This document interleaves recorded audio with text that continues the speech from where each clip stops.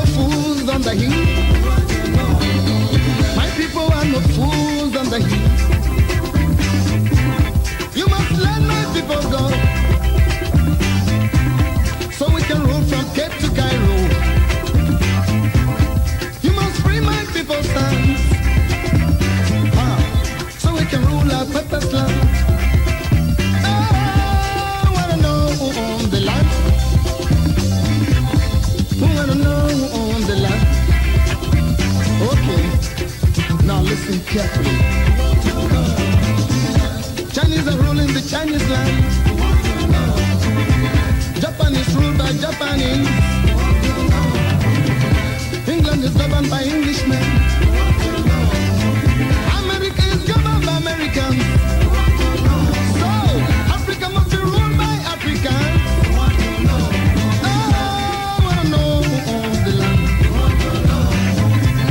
We must rule from Cape to Cairo. We must rule our purpose land. I said, we want to know who owns the land. I want to know who owns the land. Hustler. Hey, the hustler. The hustler. Good evening, ladies and gentlemen. Welcome to ABS Africa Broadcasting Service, coming to you all the way from Houston, Texas. Houston, Texas, the great state of Texas. As usual, it is always a privilege coming to you with information and education on the Amazonian struggle for independence actualization. Of course, I am your anchor man, Chris Ano.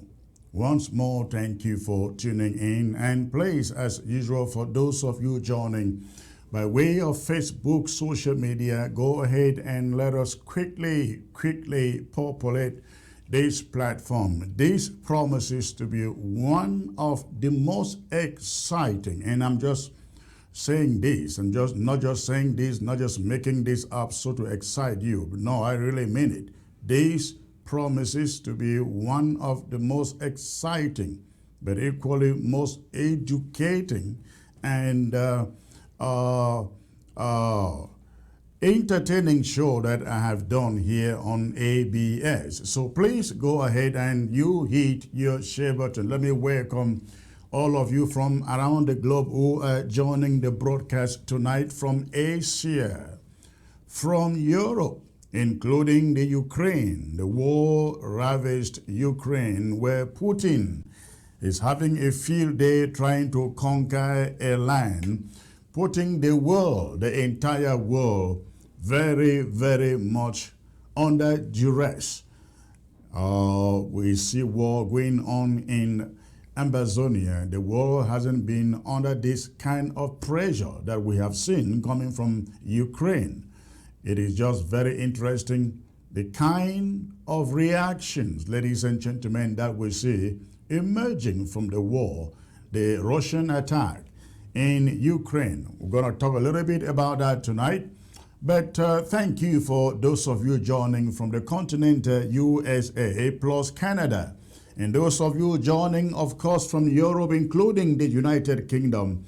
And, of course, Asia, the far and near east, as they call it, in South America, of course. Thank you all for tuning in.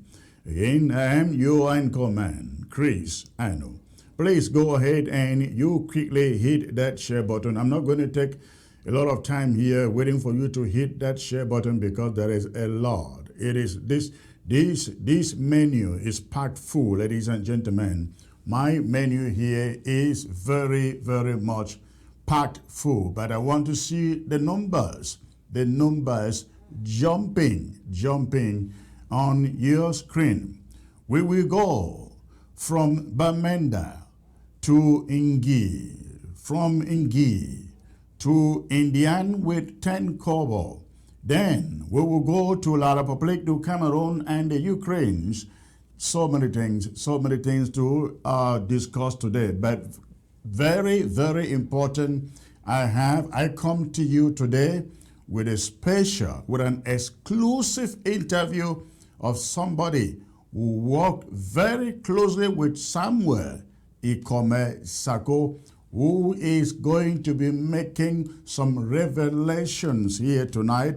Ladies and gentlemen, hit your share button. Hit your share button if you want anybody that you know who's interested in getting this revelation, this exclusive interview that I bring to you at the end of this broadcast. It is going to be very, very revealing. Very, very revealing, ladies and gentlemen. So again, go ahead and you hit that share button.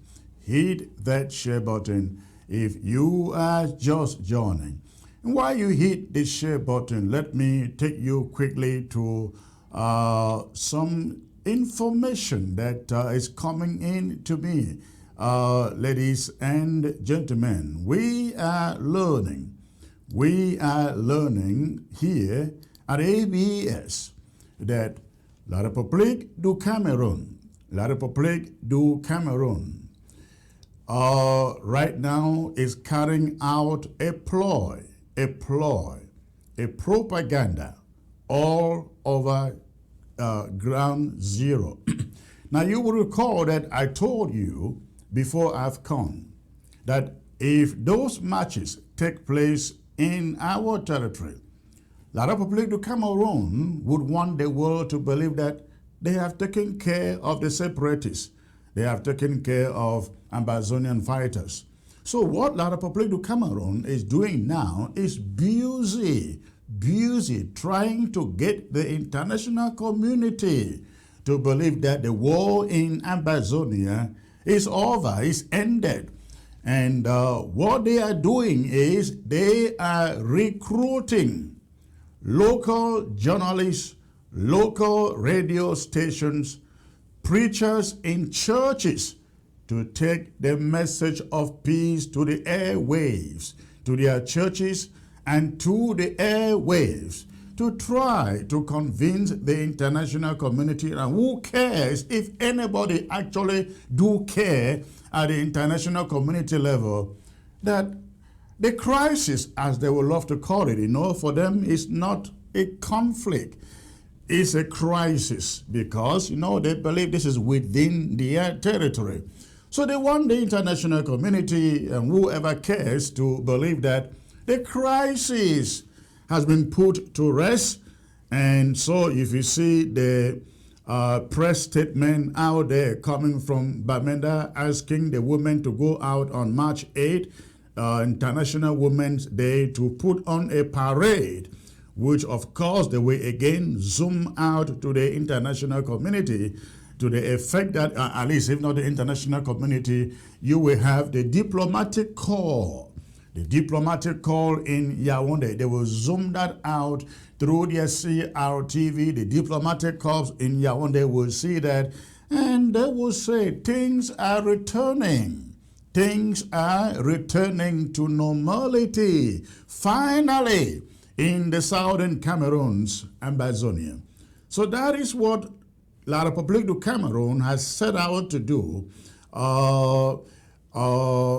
in the days ahead. Again, they are buying journalists, local journalists, newspaper journalists, radio journalists, television journalists, and pastors and preachers. They are paying them to carry out a message of peace, ladies and gentlemen. That is a propaganda that we see going on right now from La République du Cameroon. In the meantime, there are a lot of traitors out there on ground zero betraying our restoration fighters in both zones, be it northern zone or southern zone. They are all over the place, and La République du Cameroon is using them. And one of the reasons, in fact, most of you must have heard an audio that went viral a few days ago of this guy who was in Manu, precisely in Umoja. And this guy was lamenting the kind of work, the terrible harassment that some Amazonia restoration forces are carrying out precisely in Manu, but precisely in Umoja. Now, what is going on is this.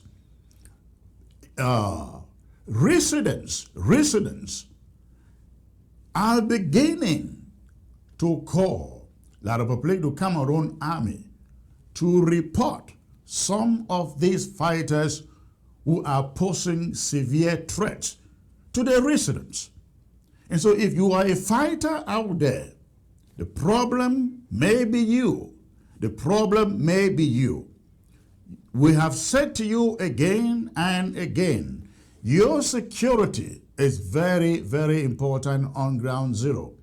And the only way you can ensure that there is security around you is when you treat everybody in the neighborhood with lots of respect. This phenomenon of kidnapping and taking ransom from people, it is killing many of you, because people in the quarter where you live, in the village where you live, in the area where you live, they are the ones who are calling the La République du Cameroon Army on you and selling your hideouts to them. So if you are a fighter out there, we encourage you, respect the people that live around you. Don't go out harassing or torturing anyone, because you continue to do that, the very people will sell you. The very people will sell you. Maintain dignity and discipline in what you do. Very, very important. Now, La République du Cameroon recruits journalists, recruits reporters, radio stations, TV stations, and churches to preach the gospel of peace. Well, ladies and gentlemen, we cannot promise La République du Cameroon any peace. Not now, not tomorrow, not in the months ahead, until La République du Cameroon sees the need to call for a ceasefire and to sit with us at the mediation table. I have said to you again and again and again, nobody should think that this war is over. Ladies and gentlemen, it is not near. It is not here for as long as La République du Cameroon remains intransigent, asking for peace to reign and mediation to take place in the Ukraine, but refusing to do the same thing in her own conflict. Ladies and gentlemen, peace is not returning anywhere in Amazonia. You can preach peace 24/7, 360 days without La République du Cameroon calling for a ceasefire and coming to the mediation table. Forget about peace. It is not coming.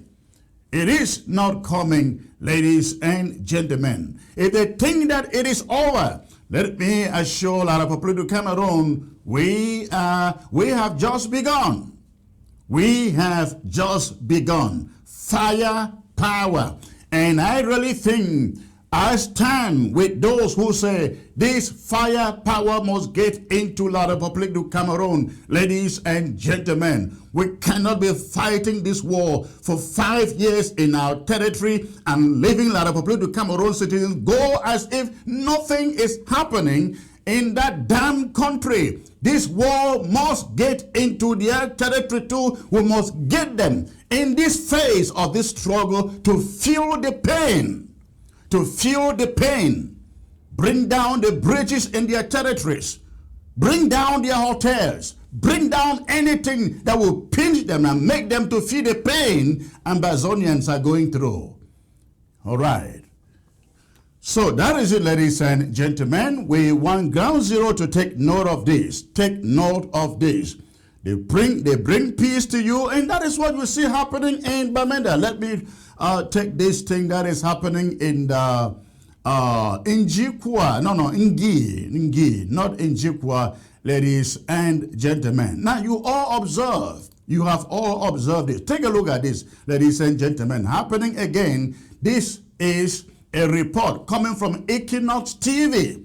Equinox TV about elite of Ngie. The elite of Ngie, ladies and gentlemen, coming together, raising funds to send back the internally displaced back to Ngie. You know, again, La République du Cameroon wants to play a psychological game. They want Ngie people who are displaced all over the place to go back home. And the elite are gathered in Bamenda in the name of Ngie, cultural association. But guess who actually put it together? The political elite of Ngie, the CPDM kingpins in Ngie, ladies and gentlemen, are the ones who put this event together. Now listen to it. Thousands of locals displaced from Ngie subdivision. The Ngie Cultural and Development Association has met in Bamenda to encourage displaced locals to return to their area by raising funds for the repatriation scheme. Some of our funds who have been displaced are living out of the community. Most of them, they complain they don't have money, they have stayed out for long. Money must come out of the pocket. That we have to use maybe as psychosocial support. Municipal authorities of Andek Council also cite socio-economic projects to benefit the returnees. Presently, we have realized the construction of a beautiful health center in Andek. We have constructed some bridges in Bonanyang, classrooms in Bonato, and many others. They have also announced that Ngie is the highest beneficiary of public investment projects in the Northwest for 2022. All right, ladies and gentlemen, again, that is coming from Ngie, elites of Ngie. Elites of Ngie, they gathered in Bamenda in the name of fundraising to sponsor Ngie internally displaced persons go back to Ngie. You can see the colonial DO there and the colonial mayor there all telling you they all live in Ngie and work in Ngie. Ladies and gentlemen, these people do, none of them live in Ngie. They all live out of Ngie, ladies and gentlemen. But this is the message that La République du Cameroon is trying to send out there. They want people in Ngie or of Ngie to go back into these shattered homes. These shattered homes, ladies and gentlemen. They will go back to those homes and nobody, and I mean nobody, is going to be compensating them for all the charred and the marred homes they left behind. La République du Cameroon will point at them to the rest of the refugees and the internally displaced in the Manu, in Kambe, who are living in refugee lands. You see, people are beginning to get back. You see, in fact, they will go there and fix a few homes to use it to send a message to refugees who have left in Kambe, left Banso, left all of that northern zone area, the hilly area, gone into camps in Nigeria, and then those scattered around the country. They will use Ngie as an example to say, look at, we are rebuilding, and people are going back home. It is looking good, and they will ask everyone to take the example of Ngie and leave their refugee camps and their displaced settlement and get back home. Of course, you guess what the message will be? The message will be, finally, La République is bringing back peace.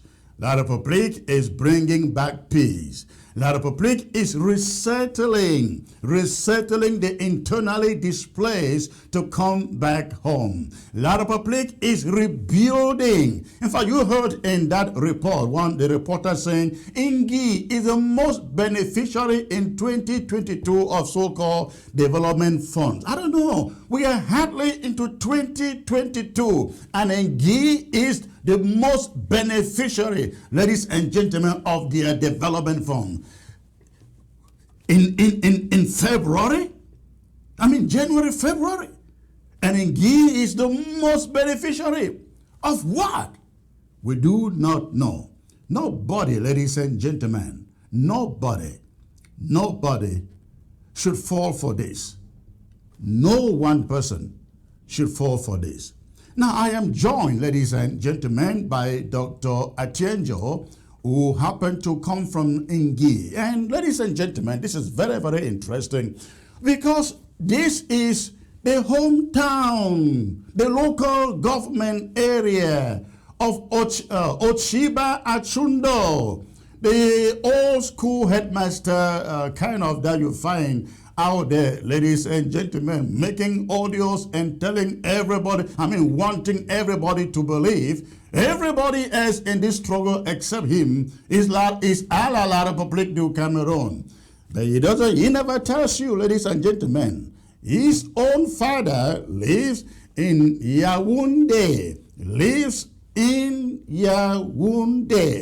But he wants everybody, including yours truly, to believe they are in the pay pocket of La République du Cameroon. Dr. Atienjo, it's a pleasure to have you. You are from Ngie. What is that all about, sir? Can you tell Ambazonians? Thank you, Secretary Chris, and thanks, Ambazonians. Thank you for watching, and it's a pleasure coming here once more. Actually, Ngie is one of the local government areas in Momo, and it is located at the center of Momo. That is the geographical center of Momo County. So I hail from Ngie, local government area, Presaje village. So one thing is that last weekend there was a meeting of Ngie elites in Bamenda, and this meeting was called by the the president of Ngie and the association. So I saw it online, and the invitation was sent out to many to and daughters of Ngie to make contributions for people for the elites of Ngie to sit together and see how they can map up a plan to help IDPs. And you must have known Secretary IDPs spread all over the entire country. So and some of these IDPs are living in very deplorable conditions, but it looks like this meeting was held, and then we are getting some kind of political news coming out from it. But the intention of the meeting was for Ngie people to see. That is the president talking, Dr. Eba. He is the one that is the president of Ngie Culture and Development Association, and he is the one that called that meeting. And this is the mayor, am I correct? Oh, this no, is the president. Yeah, that is the president. That is Dr. Eba. And this is the mayor. Is the mayor. Yeah, that is the colonial mayor. Now, Doc, my understanding is that this meeting was called by Ngie Cultural and Development Association, and these colonial officials were not invited. But all of a sudden, as you know, they showed up. What do you say about this? Was it a planned thing?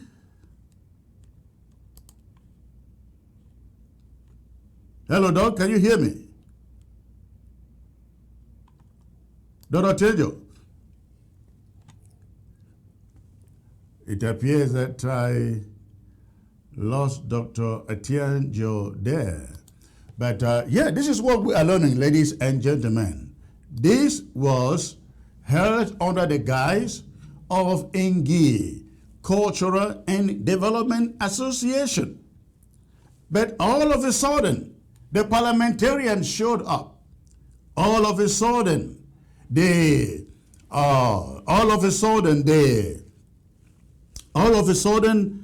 CPD and mayor showed up. All of a sudden, the DO showed up, and they want us to believe this was all an accident. This was all an accident. They say, no, it wasn't an accident. It was planned, ladies and gentlemen. It was planned. Now, they all showed up in this Bamenda meeting. This is the information. This is the information that we are getting from Bamenda, concerning this meeting, ladies and gentlemen, I hope Dr. Atienjo is back to, I don't know what happened with this video, suddenly went off. But let me bring you some information that we have gotten from Ngie about this meeting, ladies and gentlemen. This is happening. This is happening in spite of the fact that you have in Ngie, LGA, Momo County in particular, that is under the control of Barrister Ghana. Barrister Ghana. We're looking forward to Barrister Ghana coming up to make a statement on this subject. Now, ladies and gentlemen, why I am waiting for Dr. Atienjo to reconnect and give us insight into this development, I will move on to another subject while waiting for him to come back here. Now, let me leave that and get to another subject, hoping to get Dr. Atienjo get back here so that we can talk about it. So we can talk about it. He can give us some insight into the subject, ladies and gentlemen. I will take you to this statement from La République du Cameroon on Ukraine. The statement on Ukraine. Ladies and gentlemen, you all are aware that this war has been going on in La République du Cameroon for quite some time now. The war that they wage against Amazonia. The war that they wage against Amazonia. Now, this statement was issued out on February the 28th. February the 28th by La République, the government of La République du Cameroon. And the statement is essentially calling upon the statement is essentially calling upon the international community to step in. Let me read the statement for you. This is what it says. The government of Cameroon is closely following the conflict that is going on in Eastern Europe. The government of the Republic is all the more concerned about this situation as it has serious implications for international peace. Now, did you hear that? They say it has serious implications for international peace, ladies and gentlemen, and security. The peaceful settlement of disputes among nations has always been one of the fundamental principles of Cameroon's foreign policy. Dr. Atienjo seems to be back with me. Let's get back there and finish with this subject of Ngie. Ladies and gentlemen, before we get back here, Dr. Atienjo, again, we were talking about, sorry for that mixed up there, we were talking about this meeting in Bamenda, fundraiser in Bamenda, put together by so-called Ngie Cultural and Development Association, and all of a sudden they want us to believe that the mayor showed up, the colonial DO showed up, the CPD and parliamentarian showed up. Please tell us, this was planned. There is no doubt about it, isn't it? Well, actually, I would say that yes, it was. I would call it like the political elites of the hijack meeting, which was actually planned by the president of the Ngie Cultural and Development Association. Actually, it might interest you to know that this association has been down for quite a while. About 10 years, about 8 years, they have not held a serious meeting. So this president want to revamp the association in such a way that it could actually take care of the IDPs. But from the way things played out, it looks like political elites from La République, Diaspora La République, came in and hijacked the main agenda or intention of the meeting to actually pilot their lies or spread lies about developmental projects that they have undertaken in Ngie. So it was really very appalling for me to understand, to learn that he received the highest chunk of investment budget of the investment budget for the Northwest region, which is a lie, a very big lie that is not possible.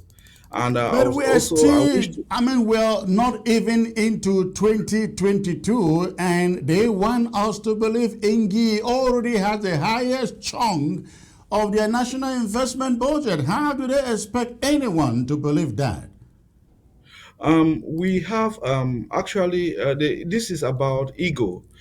We have there's this the colonial mayor of Ngie is one of those people who can actually display things like that in order to get a name or recognition for doing a good job, which he is not doing at all. So what is going on is that these are lies. This guy, I can tell you, he has not been to Ngie since the installation of the DO, the colonial DO of Ngie, about 7 months ago. He's not set his feet to Ngie. So for somebody to tell you that life is returning to normal in Ngie is not possible. And how do you expect people to go to Ngie where you have not been in 7 months, and then you are talking about people returning to Ngie? That is not true. That is not true. And actually, it is really frustrating that the original intention of the meeting was actually betrayed. The objective was actually hijacked and by these CPDM elites who are so gullible to an extent that they will want to sacrifice our people for their own cheap intentions or interests. Comrade, how do you know it was hijacked? I mean, the organizers definitely knew these people were going to show up. Sure, they are Ngie's sons and daughters. They were there in Ngie, in that meeting in Bamenda. They were all invited.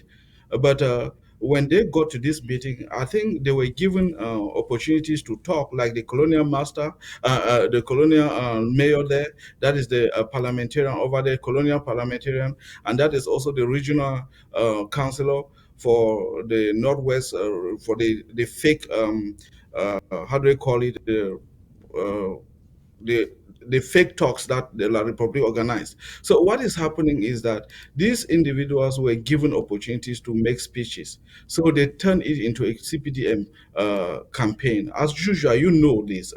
Even when you call people for a simple dinner, CPDM elites will turn into a political rally and preach about the CPDM. So this is also a situation that this, of course, I mean, it is in their DNA. As I would say, they take advantage of every situation that comes their way to preach the message of CPDM, tell lies to people, deceive our people, and derail them from getting the truth and doing what is right. Now, Ngie LGA, do we know the number or the population that has been displaced since the war started? I would say that there are about 1,500 to 2,000 people who have been displaced from Ngie, LGA, and the village that has received the highest blow is Andek village, which is our capital town of Ngie, LGA. And everybody has abandoned, and that is the political capital of Ngie. Everybody has left their place, and all the houses there have been ransacked. Everything is just, I mean, for people to go back to Andek, they need to go and start from square one.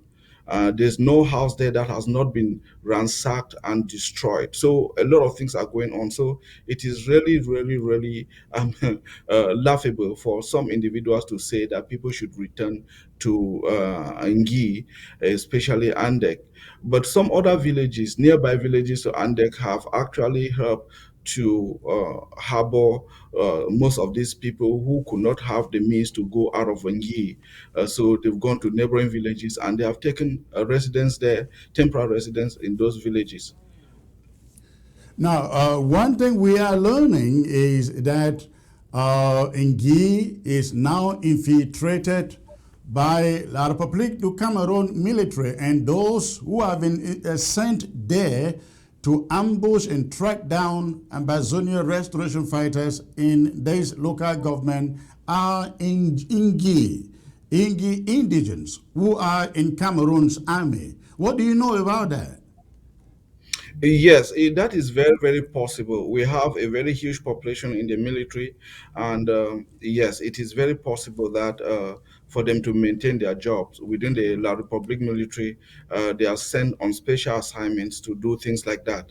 So, but I would tell you, this Ngi is kind of very is blocked. I will tell you that nothing has been happening in LGA for a long time now. I mean, since the revolution started, a lot of things have nothing good has been happening. So these people will come and lie to you, lie to the people that these things are going on, but it's not possible. It's not true that this is happening in LGA. Yes, hasn't Ngie been infiltrated? Absolutely, yes. They've been infiltrated like any other place that has been infiltrated. But I can tell you, the CPDM elites there have not stepped their feet to Ngie in a long, I mean, they have not been there. Does the mayor live and work in Ngie? I am told that he doesn't even live there. He lives in Bamenda also. He lives in Yaoundé and Bamenda. And as I said earlier, for over 7 months, he has not stepped his feet in Ngie. He has not gone to Ngie. Absolutely. And the only time he went when he was ferried there in an armored car to go for the installation of the new colonial deal of Ngie, and he escaped immediately after that. And he's not been to Ngie. And during that time, he tried to rally all the teachers that were found that were in Ngie to open a community school in Andek. And that endeavor actually fell flat down on the face because he could not succeed because he had to run out of Ngie and was always sending threatening messages to the people of Ngie that they should be at work. If they do not work, their salaries are going to be cut.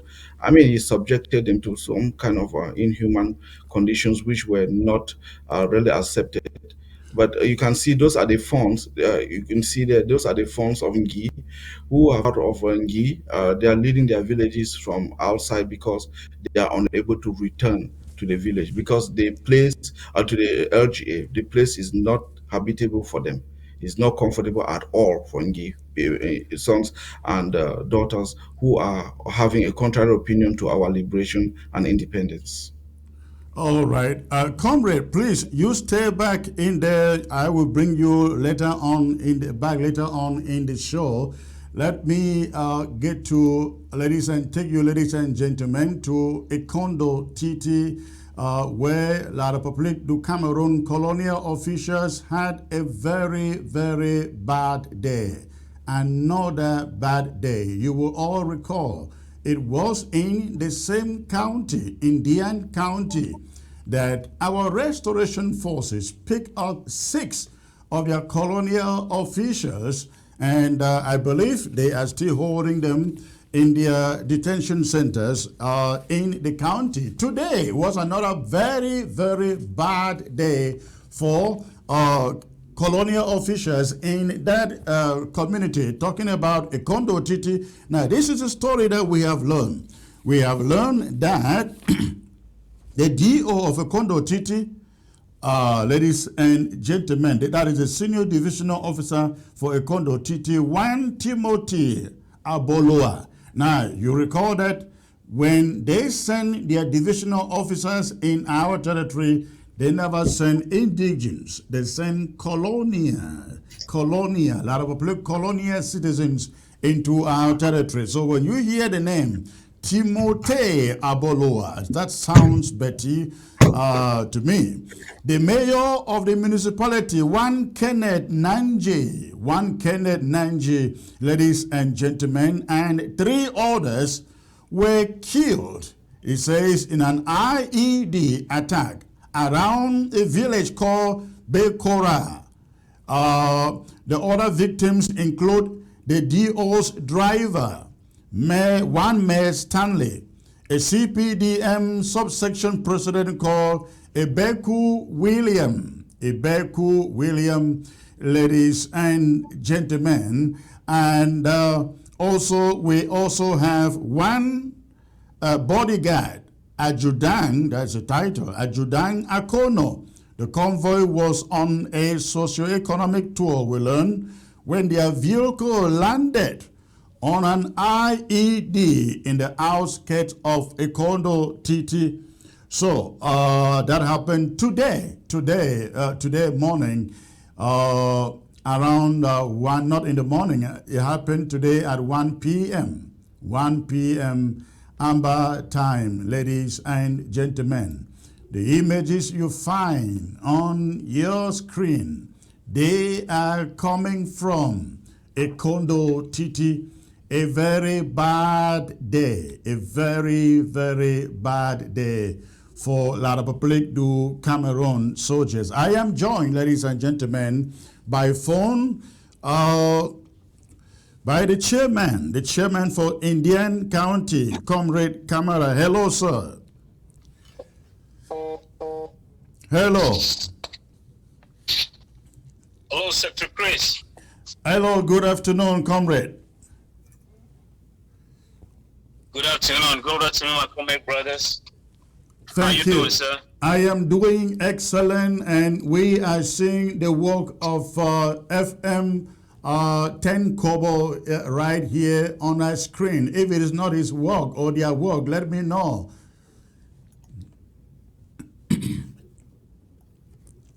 This is the Expendables 100 of a Ikondo Titi local government area, headed by the Venerable Field Marshal Tenkobo himself.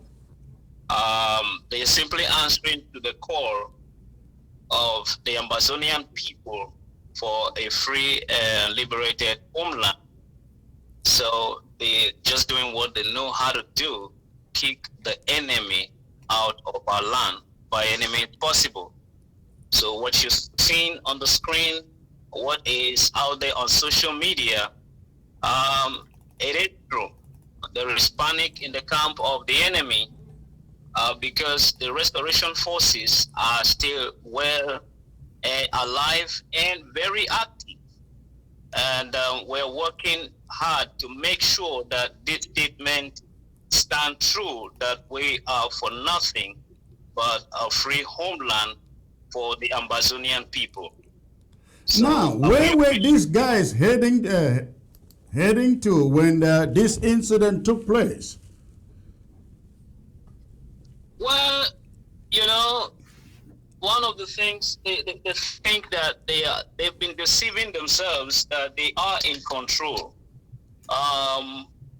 And when people put their lives on the line, while Mr. Biya and his tribesmen are up there eating everything from our land, I don't know what they are thinking. I understand that they are on a mission, to say whether it's social, economic missions or whatever they want to call that. I'm not sure what economic mission you're taking to a place that has been deserted. Bekura has been beaten and baited. They've been hit hard many times, and many people have abandoned their homes. You know, they've abandoned Bekura. What are they going to do in Bekura? What economic ventures are they going to do? So is Bekura a town or a village? Bekura is a town. It's a big village. Bekura is one of the hottest places in Amazonia. It has produced some of the bravest guys in this revolution. You cannot overstate anybody from the southern region, from the southern zone, especially those from Andian and Mehmet. They understand the place of Bekura in the history of southern Cameroons. It's a place where you do not joke, you don't play. If you're going there, opening your chest, you're going to pick 1 or 10. So Bekura has stood the appellation. They call themselves Ndoro. So it's a place of, no, you don't mess around Bekura. So I don't know exactly what messed up their head to think that they'll just go in and out of Bekura. It just doesn't happen. So Bekura is a big town. It's a big village. Let me put it that way. But many people have left that place because civilians have been targeted. The restoration forces are there. They are powerful. They are very strong. That is a powerful base. So right there. So that's who they are. Have you heard from our fighters, the restoration fighters, to make sure they all return to camp? They are doing well. They are doing well, and they are alive, no scratch. The mission was surgical. It was precise. It was success. Unfortunately, some of the people who fell are familiar faces. But again, it is what it is. We are at war. If you put yourself out there, be ready for that. You know, some of them some of them is hitting close to home. But you know, when you dine with the devil, you run the risk of being burning in hell. That's what it is. Our restoration forces are doing very well. They are in high spirit. They are motivated. They need diaspora. You know, they need you guys. The work that they're doing, it's not an easy job. They need our support. They're doing very well, and they've sent their regards that they're standing tall for all of us. Now, both the mayor and the colonial officer, whose images we have on the screen here, they were all both the colonial officer and the mayor. They were all headed for the same mission, I guess. Is it? Can you hear me? I can hear you, Secretary Chris. Can you repeat the question, please? Both the colonial mayor and the divisional officer, they were all headed for the same mission, I guess. Yes, they were on the same mission. I think it was a political kind of tour. I don't know. We've heard that the prime minister is trying to sneak himself into different locations within the southern zone. So Ngie is one of them. That's his home county. So I believe that these individuals were going around trying to prepare the ground for his coming. Okay. We see them in their different portfolio. There's the divisional officer is there, the mayor is there, the CPDM. I mean, it's just like the cultic gang. They move around like they can do anything. know. So that's what they were trying to do, just create a show, put flyers and placards around and give people some drinks to do, and they will clear off that roads have been constructed, infrastructures have been built. But you can see it for yourself. You can see the road on which they are. You look at the road. In fact, the title I have on the screen is "Bad Day for La Republique Military. Bad and rejected roads blame for the incident." Because let's assume that IED destroyed this vehicle. If this road was possible, I don't think there is any reason why any vehicle should step on an IED. Isn't it? It is. Yeah, because when you look at the images, there are no other tracks for any vehicle to go by without passing on top anything planted on that road. Secretary Chris, this is how the roads in Ngie looks like. This is how those roads look like. There is no road, even the major roads leading to Kumba, it's impossible. I mean, this is a disgrace. Is this the road heading? This is not the road heading for Kumba, right? Okay. No, this is the road. This is the road that heads to Bekora. Okay. You know, you can still take this road and connect to the prime minister's village and go to Kumba. So this road is not supposed to look like a bush path. You know. Right. Bekora is an economic power place or power town. So it shouldn't look like this. This looks like a bush track, just as Okay, you let see. me It is a hold on. disgrace I that can you do the have these change. individuals parading around with big, expensive So how do I trucks do that? like that in a bush park. And they think that, you know, whatever you put on the road is not going to catch them. It's a lesson. It's a lesson to their own foolishness, you know. And I mean, this, look at Okay, that. can I yeah, just I mean, click look on at it it. and It's a make the change disgrace. for her? It's a Let me disgrace, see and this my is subscriber. the county that fits that entire Okay, that is country, pending. Yes. and they Yes, don't it have is. roads. And this Once is where I their prime minister once comes again, from. That's it. I'll That's it. just I do don't know that again, exactly what. update it. I mean, there is no It's better telling word to now. put So than it is a I disgrace. can't, It's a it's shame already that if you corrected. go So on paper, are you going you to will pick see it up some in of the these system? roads. Probably they are even tired, you know. But look at it. You can see it Okay. now. You can see it for yourself. Look, what is Okay. that? What is that?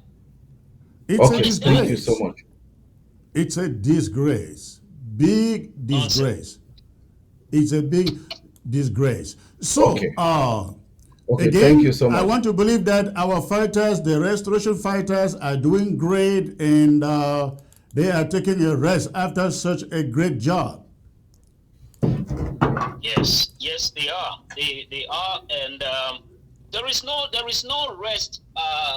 There is no rest for our restoration fighters. These guys are the best, you know, in what they do, and I really admire them. Their age and the little time they've been in this war, they've mastered a lot, and their approach to both the psychology and the expertise, it's amazing. They're able to do things. I mean, when you look at it, look at the things that they used to put down this vehicle. Yeah, what am I saying? Are those pistols, or what are they? Oh, they collected more than that. Oh, I mean, you could see there were military personnel in there. They collected more than that. right. Yeah. So those pistols, I'm saying that they collected from the ambush vehicles, I guess. Oh yes. I mean, the Geo cannot walk around without having protection. Those guys were moving with loaded AKs, of course. Look at the road. Look at the road. Look at the road that the colonial officer is driving on. Now, so are you telling me that these guys, they planted these things and they sat there waiting until the trap caught these guys? These guys, they do more than that, Secretary Chris. They do more than that.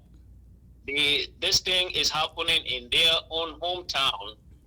They know where to pass. They know what to do. They know how to set their traps. Just don't get into their territory and expect to come out. Whatever they can use, they will use it against you. They are making a bold statement, and they're right about it. You know, so however they do it, I mean that's their strategy. Yeah, that's their strategy. If they have to sleep there the whole night, the whole day, they will do it. They are ready to defend. They're ready to defend their grandmothers and grandfathers who cannot, you know, move away. So what do you expect? They will use whatever they can use. They will use whatever. It's self-defense. Has La République du Cameroun issued any statement? I believe, because we've seen write-ups from them on social media. When you see things coming out from, you know, in French, we don't do French stuff, so they do that. They write those things. Yeah. They let the international community know. Most of the exploits in DM, because of the communication, they give it out. They give us the details. You know, Right. They give us that information, so we know that. We confirm that with them. Do that. Well, I really want to hope that La République du Cameroun gets the message here, because they have been trying since they hosted AFCON in our territory to tell the international community they are bringing back peace. They have defeated the separatists and peace and tranquility is returning. We say by this action, no peace is returning until Ambazonia is a free country. And I really want to hope that all restoration fighters in every county in Ambazonia, from Kambe to Sako, will copy the example of the expendables of Indian. Do exactly the same thing on a weekly basis, until our people to Cameroon truly discover that all this propaganda they are passing around the place that the war is over is merely an exercise in futility.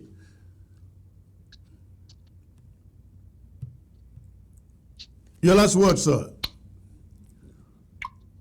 Yes, sir. Yes, sir. Can you hear me? I can hear you. Yes. Thank you once again. Yes, our ARS are doing just that. We are calling on every Ambazonians to stand with the expendables. When they talk about peace is being restored, we are the ones who will define what that means. Whether it is peace on their side to carry out what they want to do, or peace for Ambazonians to live free in their homeland, we will decide that. And the expendables are living up to that. They are telling the world that our liberation struggle is well and alive. And the people of Ambazonia are ready to fight to the last man. And that last man standing will be us. So they are doing just that. And I'm calling on all the please let us up our game. A lot is happening in our revolution, especially in diaspora. Let's not be distracted. Let's stay focused. What matters is what our ARLs are doing on ground zero. Let us rise up. Let's support them with what they need. The little we can support them with, so that this fight, especially the moral support, so that they can understand that we are still with them. We're not being distracted right here in diaspora. So Expendable 100 and Field Marshal Chen Kobu, they are doing just that. I think we should applaud them for what absolutely, they've done today. absolutely. It's a wonderful job, wonderful job they did out there. Mr. Chairman, thank you for joining me. You have a great day, sir. Thank you. All right. Okay, ladies and gentlemen, let me warn you. Please do not touch your remote. Don't go anywhere. Hit that share button, because the bottom of this broadcast is going to be an eye-opener. An eye-opener. Some revelations coming your way on the crookedness and the corruption that Samuel Okome Sako presided over at the interim government. Somebody who was one of his closest aides will be here, and a lot to say. Let me take you now, ladies and gentlemen, to the war in Ukraine, where on February 28, La République du Cameroon issued a statement calling for peace, world peace, hoping that Russia will lay down its arms, declare a ceasefire, and then get to the negotiation table with Ukraine. Now, there is a statement that La République du Cameroon sends out. And let me read you just one of the paragraphs of that statement, ladies and gentlemen. This is a statement coming from La République du Cameroon. And La République du Cameroon says, and I just read the middle paragraph. It says, the peaceful settlement. Now, did you hear that? The peaceful settlement of disputes among nations has always been one of the fundamental principles of Cameroon's foreign policy. Now, Cameroon doesn't quote these peaceful negotiations when it comes to the conflict between herself and the Southern Cameroons, of course, because they do not believe that the Southern Cameroon is a country on its own now. Now they say the government of Cameroon believes that this is the only way, that is, a peaceful settlement is the only way out for a return to normalcy. I wish La République du Cameroon would be saying the same thing, ladies and gentlemen, when it comes to this conflict that has been going on in our territory for the past 5 years. Now they say the government of Cameroon believes that this is the only way out for a return to normalcy in view of preserving the interests of one another, so that the ideals of peace and security, which the entire international community holds dear, should always prevail.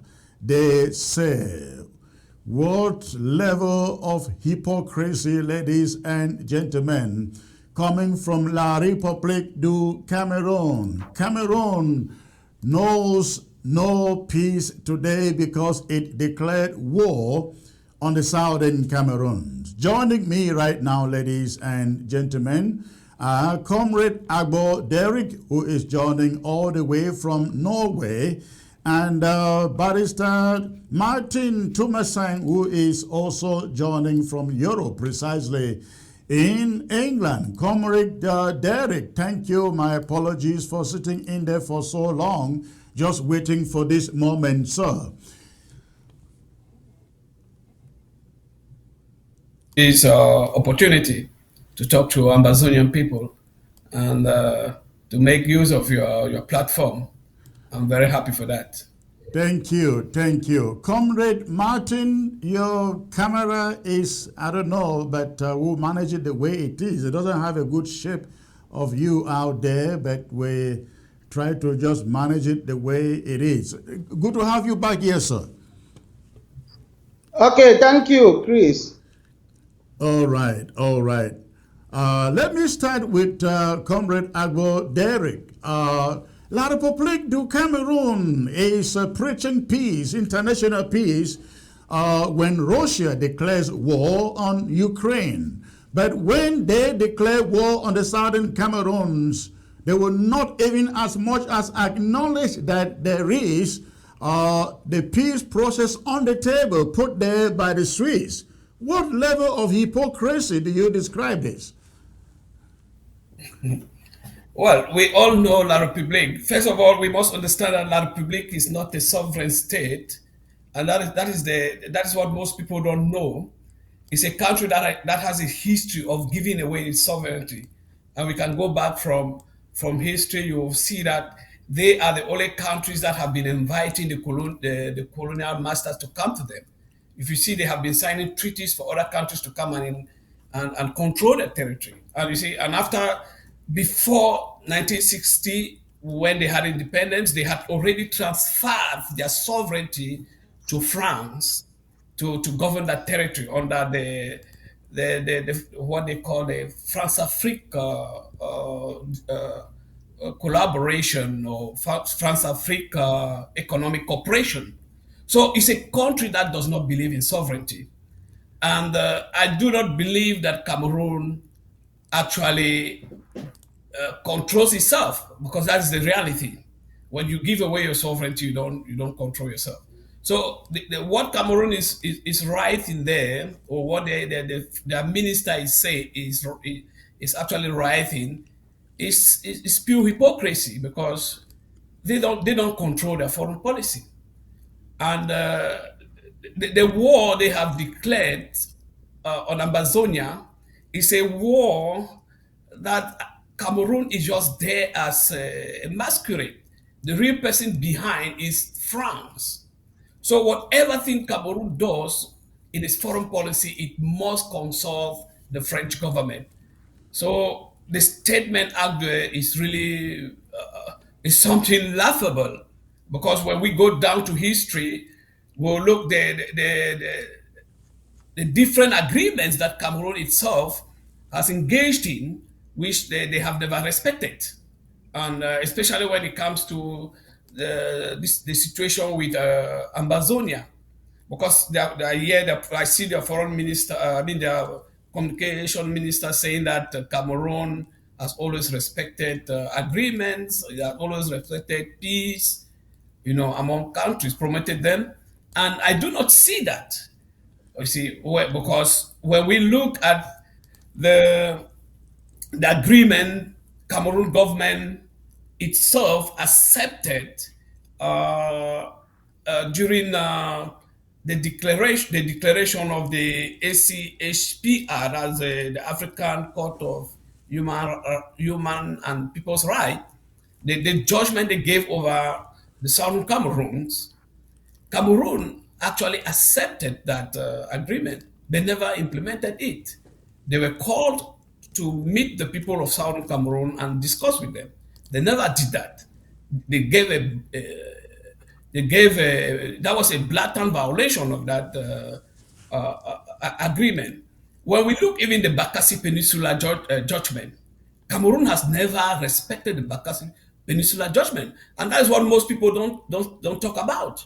The Bakassi Peninsula judgment was very clear that Nigeria and Cameroon should go back to their boundary they acquired at independence. So Nigeria respected it. The Cameroon never did that, and, Nigeria is the country that brought peace in that judgment, not Cameroon. Because most people think that Cameroon brought peace. No, Cameroon did not, because up to date they have not respected that judgment, and we wish that they do that. Because once they do that, the judgment makes it clearly for them to withdraw their colonial administration out of the territory. And the colonial governor, Mr. Bia, has not done so. So I call him colonial governor because he's not a president. Most people call him president, but I do not do that because I know he's a governor, actually. Yeah. So, yeah. And then we look on the agreements. You even come to agreements like... Let me stop you there and get to Barrister Martin out there to give us his take on Cameroon actually putting out a statement and trying to tell lecture the international community essentially about peace, the need for mediation and bringing about peace in international issues. Barrister Martin, what is your take on that? Secretary Chris, to be honest, I was not surprised by the statement. If you see the antecedents of La République du Cameroun and you see their modus operandi, that statement is exactly what they were doing. La République is a specialist on diversion of attention, is a specialist on portraying itself as a peaceful party, a peaceful, loving party, when the reality is very different. Let me give you two examples. In the 90s, when Cameroon was hot with SDF and the rest, and everybody was waiting for Biya, his annual speech, he came and the whole speech is talking about the wind of change in Eastern Europe. When his own house is burning with change and he cannot deal with it. The speech, he never addressed the problems we had. It was about the wind of change in Eastern Europe and all that. So today he's talking about the war in Ukraine, forgetting about his own war at home. So he's just diverting attention. He's an expert on that. On the issue of peace, we have to, let me give you a typical example. We took La République du Cameroon to an African Union court in Banjul in a case called Communication 266/2003. In the middle of that case, in the annual conference of the African Union, La République du Cameroon submitted an agenda item, the discussion of the success of the Green Tree Accord for other African countries to learn Cameroon's expertise in peaceful resolution of international problems. So we were shocked when that item was published by the African Union. We moved in very fast with an interpleader to them and say, hey, we are in court with this La République du Cameroon on this same territory. You cannot go and start discussing with the guy who has the court, the AU, on the same territory we are in court with. And then you want to discuss with us. Why don't you leave the court to finalize its judgment in serenity? After the judgment, we can discuss the Green Tree Accord. La Republique was shocked with our success when the African Union, despite publishing that agenda item to the world, removed it. And that item was never discussed. So this thing of La Republique portraying itself as a peaceful guy in solving international disputes for the other Africans to learn or whatever, it's not new. It's what they've been doing all along. I've just like this example I've given you. So I'm not surprised, Secretary Chris. It's their tactics they've been using for a long time. If I may ask you, comrade, this war is now going into the 6th year, or let me call it the whole conflict. It is going into the 6th year. November will make it, October will make it, actually September will make it 6 years. And La République du Cameroon keep on thinking that they will win this war. They will win this war, and the years keep on rolling away and rolling away. Do they really think they're gonna win this war? I guess they are. Yeah, Secretary Chris. Yes. La Republique is using the same technique that Russia used to defeat people when they attack. They use General Winter or General Time. General Winter was when Russia destroyed everything and pulled back. And the French and the rest came, they could not cope with the winter and they were defeated. La République is using General Time that stretched them over a long period. They are limited resources. They'll get tired and people start going back home. The IDPs will come back. They don't have the wherewithal or the resources to sustain this for a very long period.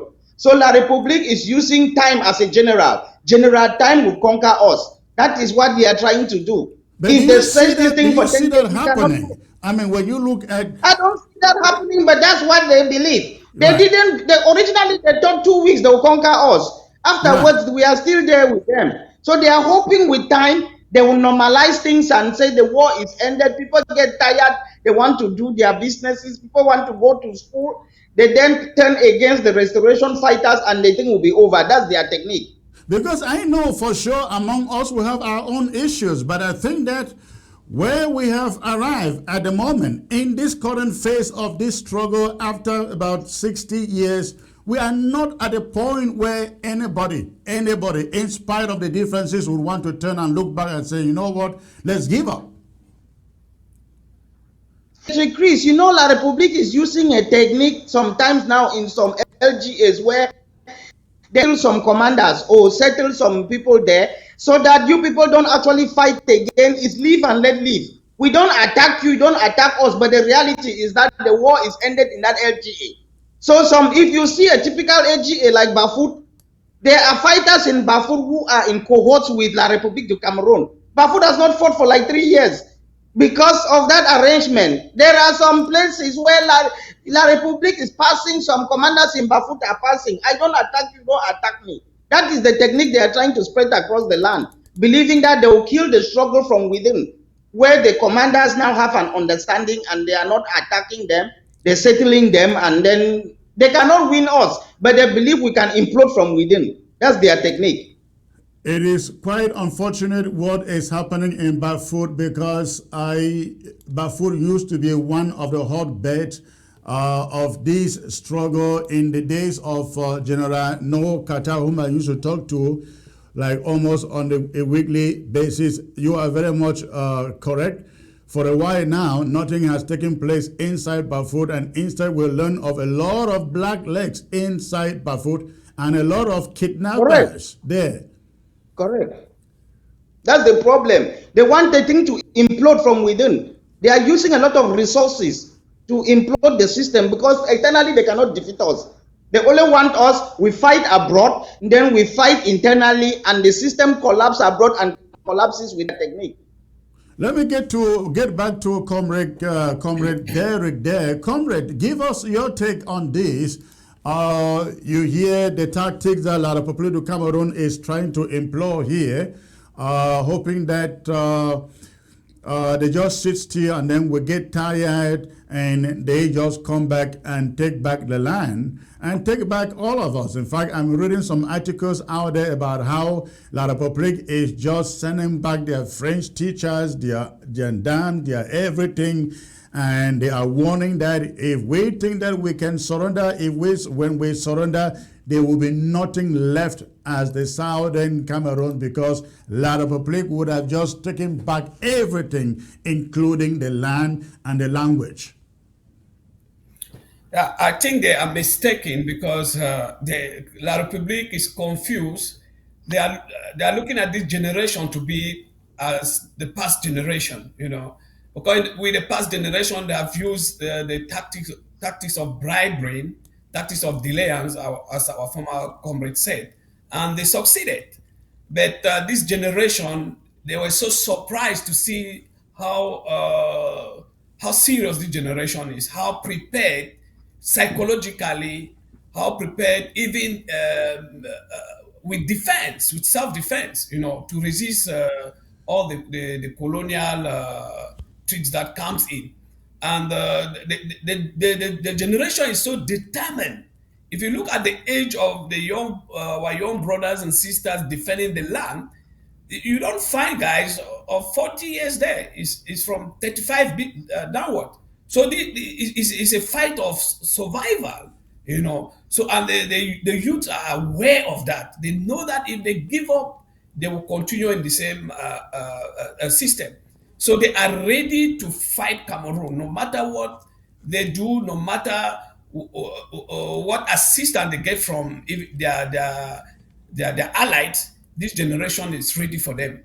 So they will never make it, they will fail. And when they talk of peace, I believe they should start reconsidering what peace is all about. And if they want that peace, it is time for them to stop the war, because they declared the war in the first place, and then put in place the modalities where people can sit now and dialogue. I'm not saying that only Cameroon can do that, but Ambazonians can as well call for a sit down. So we should not only expect Cameroon or the international community to do that. Ambazonian leaders as well can say, okay, you see, this week we can stop this when it comes to peace. Let's sit down, and then they engage, put in place the modalities where the Republic can come in, the international community can come in. If not, then the problem will continue, and the fight is not going to stop as La République du Cameroun thinks, because this is the never again generation. Well, comrade, how do you sit down? How do you expect the Southern Cameroons to initiate a sit down when they did not declare war? I think from day number one, Southern Cameroonians, Ambazonians have been saying, we are ready and we are willing to sit down and talk, but La République du Cameroon has not. They don't care about sitting down to talk because, as Comrade Martin said, they believe with time, they just sit still, with time will get tired and run back. I see, when it comes to peace actually is not, there is no way where it is defined that it is not written somewhere that the person who starts a problem should be the one to call for peace. I don't see it anyway. We take Ukraine. I don't think it's Russia started the problem. I don't think it's Russia that is calling for negotiations.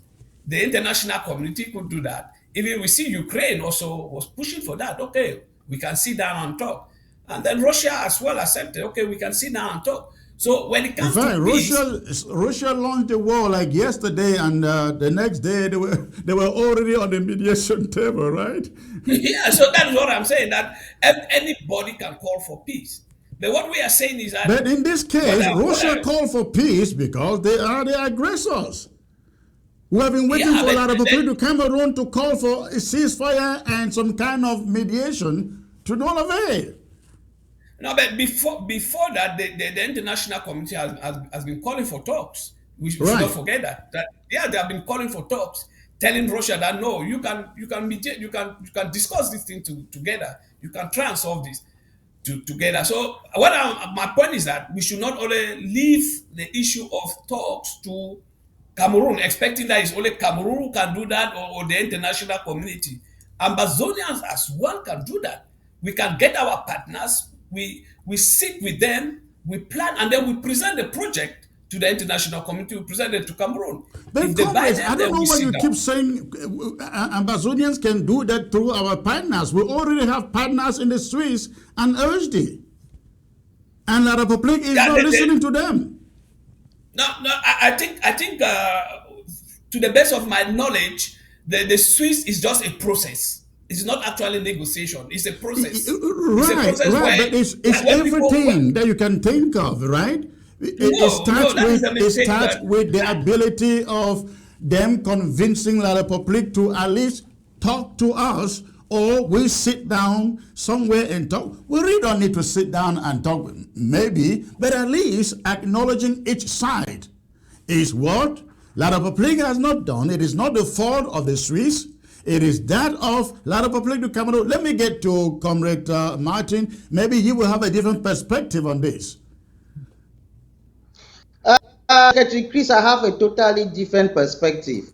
All You right. are looking at it from your own lens, from your own view. According to La République, they've had their talks already. They had a grand national dialogue. You are Yes. defining the talks. They define what talks are. They've had a grand national dialogue where like 3,000 people sat and talked. They came out with recommendations, including a special status. The issue now is not one of talk, it's one of implementation. And they are, I'm talking like La Republique, please, not that this is what I'm saying. And they are implementing, they are on top of the story. They don't know what those ones abroad are talking about, another talk, which talk. So to them, they've talked and they are implementing. It's just a stupid party that is just delaying, and with time they would buy into the project. That is La Republique's view. So if you think there is something else, it is our own view. La Republique has its position very clear. So which talks are we talking about?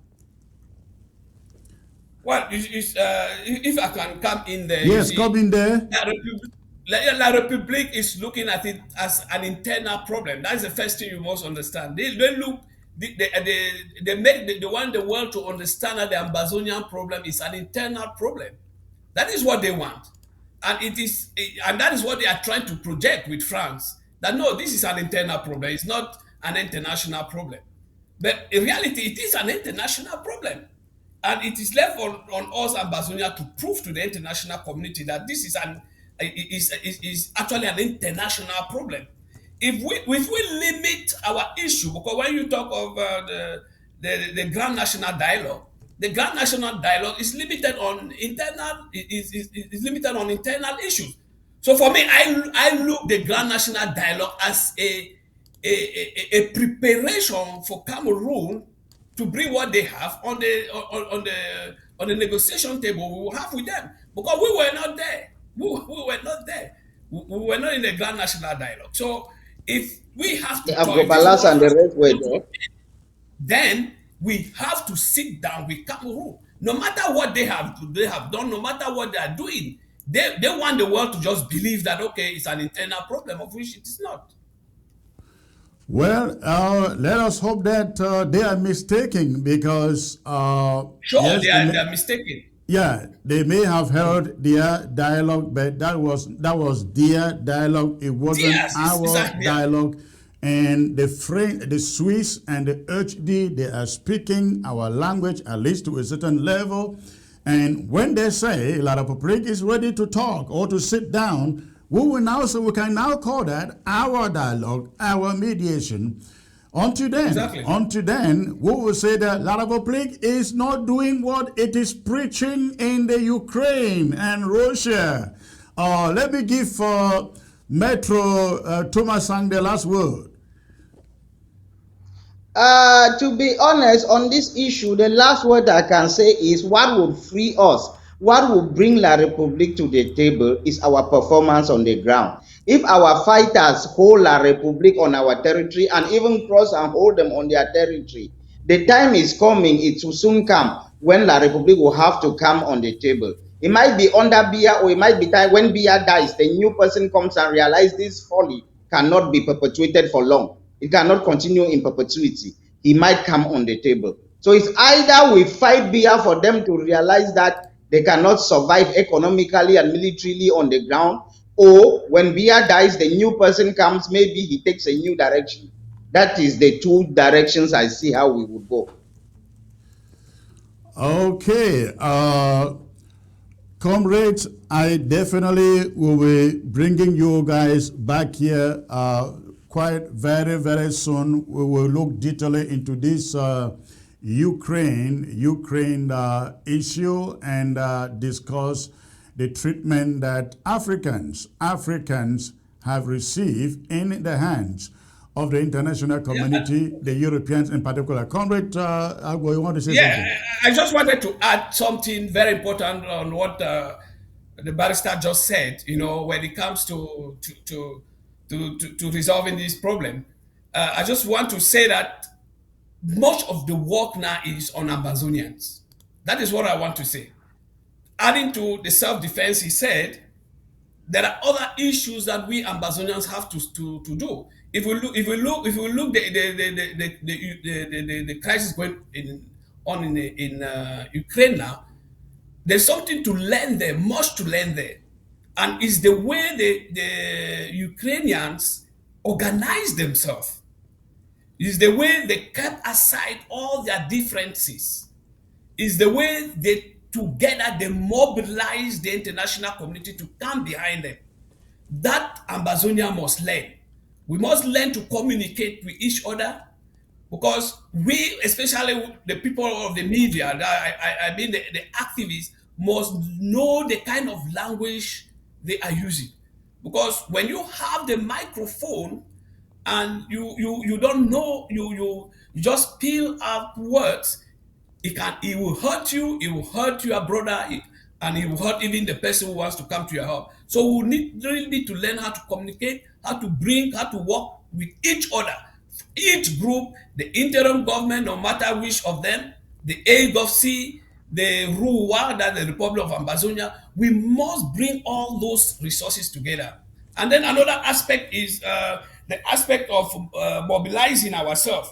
We should be able to stop talking to ourselves. We must go out there to the international community. And the mistake we did from the beginning of this liberation struggle was that we hurried up to go and talk with the people up there, you know, taking pictures with senators, taking pictures with presidents. No. If you want to get the kind of mobilization that the Ukrainians have, you start from the grassroots. Every Ambazonia, wherever you are, talk to your neighbor, talk to your colleagues in the office, write pieces of papers, put them in their box in their post boxes to explain about the Amazonian liberation struggle. You give them Comrade, YouTube again, I will bring you back, both of you back. We will discuss on the collaboration, reconciliation, unity. The word is out there, and it is something that we're going to spend a whole show to talk about, and I definitely will bring both of you back so we can discuss that. I'm looking forward to having Dr. Cho Ayaba, Ebenezer Akwanga, Wow, that is great. all of them right here on set. We will talk about it and hope that when we go back behind, we build it. We can do it. Thank you for joining me, sirs. God bless. You are welcome, sir. Thank you. Thank you. Thank you. All right, ladies and gentlemen, I now will take you to a very, very important segment of this show, talking about some revelations you have never heard. About a week ago, there was an audio that circulated, leaked from a meeting that was an ABS fundraiser meeting, in which one of the participants was narrating his experience working with Samuel Sako, the impeached and removed president of Amazonia. I am joined, ladies and gentlemen, by Comrade Sebastian Mbariko. Sebastian Mbariko, he happened to be the chief security detail for Dr. Sako for all the 4 years that he served as president of Amazonia. What you are about to listen to They are facts, and I have discussed this, the background with him, the evidence is there, and ladies and gentlemen, again, these are things that some of us who worked very, very closely with Dr. Sako did not know about. And when we are calling him a con person today, or a 419 in Nigerian parlance, it is because of revelations as this one. Comrade Sebastian, good to have you, sir. Welcome to ABS. Thank you, Secretary Chris. Panelists, if they are still there, it's my pleasure to come again on ABS and express my mind. Thank you, thank you. You worked with Dr. Sako for a very long time, a very, very long time. In fact, you started with Sisiko. Can you tell us how you started working with Sisiko before the transition to Sako, please? Well, again, before I go ahead, I want to make Ambazonians know that I, Sebastian Barrico, I am a revolutionist and not a politician. When Ayub was about to come to the USA, I was picked by Comrade Matt Atungon, together with Dr. Tata, to come out with a security detail team. So in all that, I became like the head of the security detail and did everything possible to have his trip, make his trip here safe and secure. When the unfortunate incident happened that he was picked up, I eventually moved to the next president with my security detail, and that's how I came to know President Sako. I had not known Sako for anything, anywhere, anytime. It is only when President Ayok was arrested that I came to know about President Sako. So you did not know Sako until after the abduction of Sisiko? I never knew Sako until after the abduction. And the only day I heard about Sako was the day he was going to be sworn in. And I personally said we had a meeting in one comrade's house. That meeting was the Ambazonian Security Council meeting. I opposed to that installation, that swearing in. I called the chairman of the Resettlement Council and told him that I opposed to that swearing in because the fact that we needed a president, some sort of background check should be made on whoever is coming. Nobody listened to me. So they went ahead when Sako was to be sworn in, you called the chairman of the Restoration Council and opposed him being sworn in. Is that what you said? From day one, we were in that Security Council meeting, about 10 of us. I don't want to call names. Yes. We said we are not going to go and attend that swearing in because Sako has to be vetted. We have to vet him, know who he is before any installation or any swearing in. So the Essence of Finance, the chairman of the Restoration Council, they said they have to do the swearing in. Come rain, come shine, and they did it. So what was in your mind when you opposed him being sworn in? What was in your mind? What did you know? Well, at that time, as a security, I was already with Seseko. I was with Ayok. I have never had any security training. I have not had anything, but at that time, I knew exactly what would entail for somebody to come in to be a president of Ambazonia. So I really wanted a background check on him. I really wanted to know what he was doing, what he's up to, but he too could not let that happen because when we were opposing, he was calling Chairman Komita, calling Brado that he has to be sworn in. The election took place.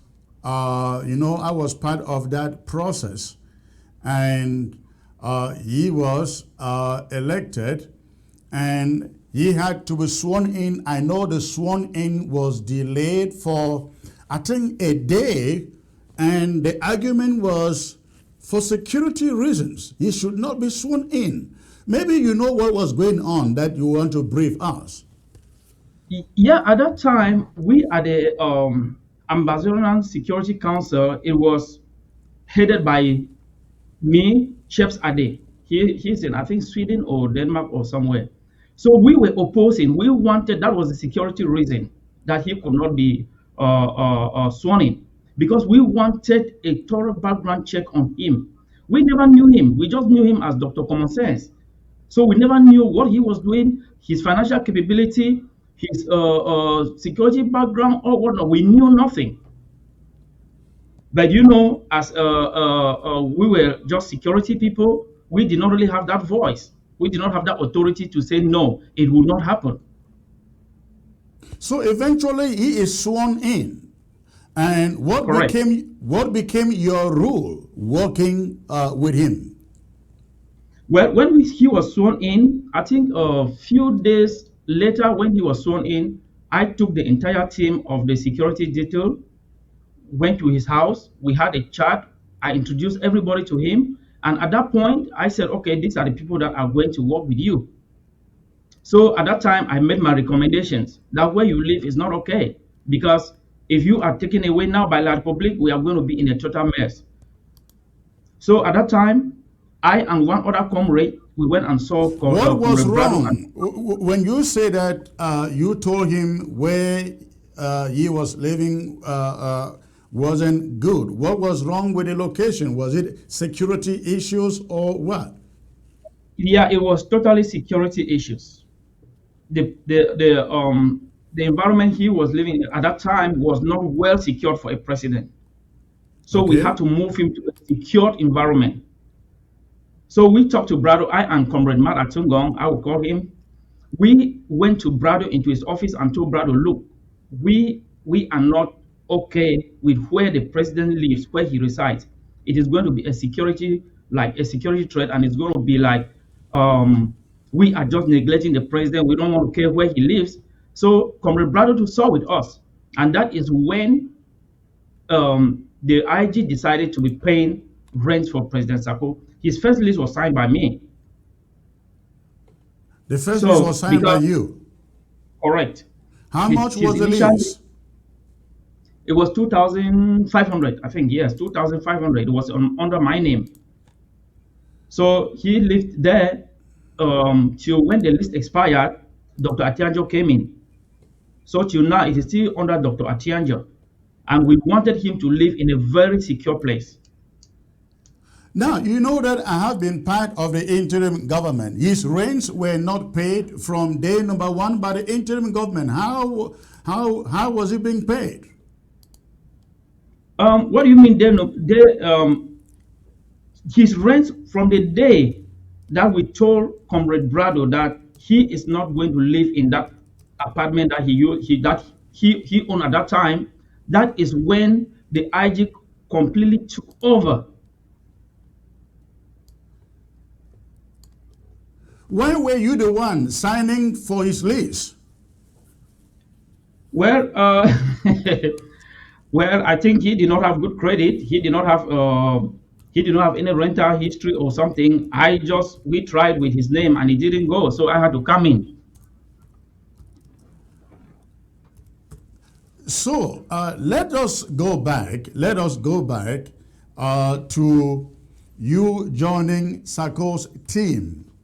When you joined his team, moved him out of his home, you have talked somewhere in the audio that was leaked out about how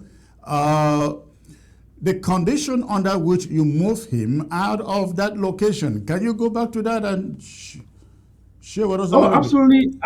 Yeah, absolutely. That one, when we went to the place where he was living, the condition of that place was not okay for a president. We thought, like, if somebody comes from, probably a comrade comes out of state and say, oh, I want to go visit, I want to go to the presidency, that environment was not conducive for anybody to go there. So that's what made us to take that decision to get him out of that place. And where we put him, where he still lives now, is very secure, very clean, and like really, it is a decent place for him to live in. Now, Does that answer your question? how much was did that place cost where you move him out of? I don't have the details of that. I don't have the details of how much it cost, but I know that it was not up to what we're paying now. That's clear. Now, let us talk about the handling of finances, which I know is something you've talked about a lot. Using the government's bank card to do private shopping and so on. Tell us what you recall about that. I think that one should be a show on its own. Wow. I spoke to the chair of the Restoration Council, and he told me to keep those documents, those transactions classified, and send them to the Restoration Council. I have them. I have everything. I have all those transactions. So he just told me to keep them classified and don't release them to the public. They will be the ones to release them to the public. Now, there is something that you've also talked about. You talked about Sako tricking Barrister Ngie to embarking on a trip to La République and then turning back in France. Tell us that story. Okay, I think this is what is going to take most of my time. Okay. Because I have a lot on that. Ambazonians may not know. Again, I will tell Ambazonians that I am a revolutionist and not a politician. I have been with Sako. I was one of his closest aides. If I ever wanted to have Sako make me a vice president or whatsoever, it was just going to take me a day, but I have never been interested in anything, any nomination, anything. As a matter of fact, at one time told him that I don't want my name to feature in any of his cabinet nominations or whatsoever. I just told him that I wanted to work in the background because I took the pretext that my job or whatsoever. So I told him that I don't want any position. I just want the revolution to go ahead. There are a lot of things that Ambazonians don't know, and I think this is the right time for us to, for every Ambazonian, if you have something that you will keep it in you that has been disturbing you, this is the right time to come and air it because we want this struggle to move ahead and come to an end as soon as possible. When the Niger 10 moved from Deceit to Konye, Barrister So was the one that was in charge of the finances. I sent you some screenshots of charts and a letter I sent to Barrister So. I don't know if you check your emails. I have not checked that yet. We'll check that along the way. Yes. So what happened is we used to send money to Barrister So to take care of the other lawyers. At times, there's the letter I sent you, 6 million was sent to Barrister So. Barrister So, whenever money was sent to him, he collects the money and give lawyers 10,000, give these other lawyers 25,000. Now the lawyers started calling me and Comrade Brado. What is happening? We leave Kumba, Moyoka, Bamenda, and come to Yaoundé and we are giving 10,000. We sleep in, with our relatives and you give us 10,000. We're like, we just sent 6 million to the through Barrister So to use to all the lawyers. That money was for all the lawyers to divide. What is going on? Barrister So say, oh no, I give these lawyers money, I give them 100,000, I give this one 200,000. I came out with that letter that if you had, or you will put it on your screen. Every dime that you give to any lawyer, can you give us an account? Can you give us an account of whatever you gave to who? Let that person sign and put the amount that he collected. That is where the problem with Barrister So started. Barrister So said he could not do that, cannot do that. He's not a child, he cannot do that. Before now, Barrister So has received money more than 12 million CFA for the Naira 10. Now, so this money was being sent directly to, now, of course, Barrister So was still there on ground zero, and these funds were being sent directly to him. directly to him. And this $12 million was sent in bulk or in No, it was pieces? not in bulk. It was in part of the money Oh, was the to go 12 to the million lawyers francs, I in beg your Nigeria. pardon, yes. So, yes, part of it was to go to Barrister Oro. Is it called Oro? Yes, The Oro, one that yes, came in from Nigeria. Nigeria. And then the other part was for lawyers to give lawyers that came to support our Naira 10. When President Ayub realized that Barrister So was not straight, if you look at the screenshots that Barrister Oro sent, you are going to see whatever he wrote. When President Ayub realized that Barrister So was not straight, he switched him. He said, "Okay, now you are the lead lawyer. You just manage the the law affairs, and I have somebody else manage the finances." That is when the problem started. Okay. Barrister So was so agitated. He was like, he started, there is one time that an incident happened. Barrister, is it Oru? Barrister Oru Oro, held Barrister yes. So in his hotel room and was threatening to strangle him dead. Barrister So had to beg to go to an ATM to withdraw money to give him because he did not want to pay him. He was taking all the So money. did not want to pay Barrister Oro now. This was happening in Correct. Yaoundé, is it? Correct. He held his neck and he was trying to strangle him. Other lawyers came in and rescued him. That is when Barrister So went to the ATM, got out money, and gave Barrister Ro. If you look at those screenshots that I sent to you, you are going to see exactly what Barrister Oro wrote on one of those screenshots. A message he sent and said, "We should not work with Barrister So." I think you take your time, you look for it, and then you'll be able to read it. So when Barrister So was taken out of there, that is when the framing of Ayok started. At that time, Barrister So started framing Ayok.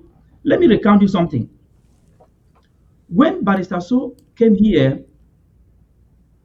he was on ABC. He said Ayok was compromised. Ayok is compromised. Ayok is compromised.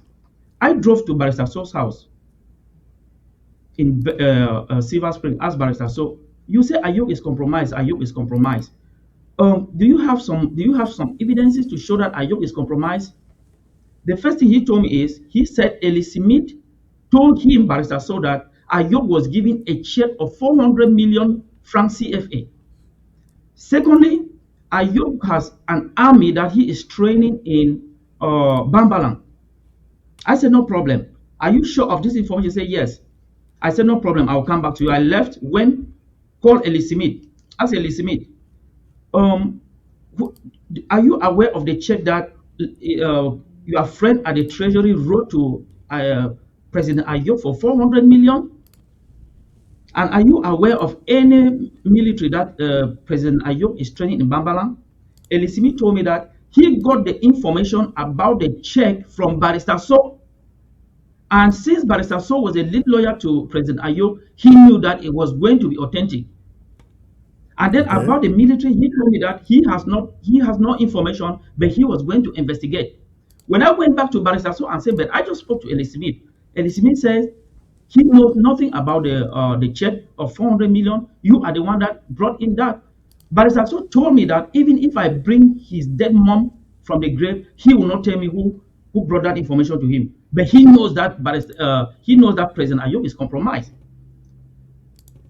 So that aside, when Barrister So came here, his return to Cameroon and to La Republique, and him coming back here, all that thing was a plot. It was a plot it was a plot made by a trick that he was tricked to come back to America. Listen, if La Republique wanted to arrest Barrister So, they would just wait for him at the Douala International Airport or Simalen and pick him up. Why would La Republique spend money to send somebody to come and monitor Barrister So in USA? That doesn't make sense, right? Right. Why would La Republique send somebody to come? They would just wait for him. So that was a plan. The plan was that since Sako was trying to isolate Ayok, he now framed it up and had Barrister So come back here. When he came back, that time when I was asking him, what happened that you say secret complaint? He was telling me, he was yelling, saying, "Oh, you guys made me to come back here. You guys made me to come back here. I don't even have money to eat. I don't even have whatever. Or my back has gone. This. I don't have money. Why did you people make me come here?" I said, "Who made you come here?" He said, "The president made me come back here." These are his words. Now, You know, Barisanso told you that.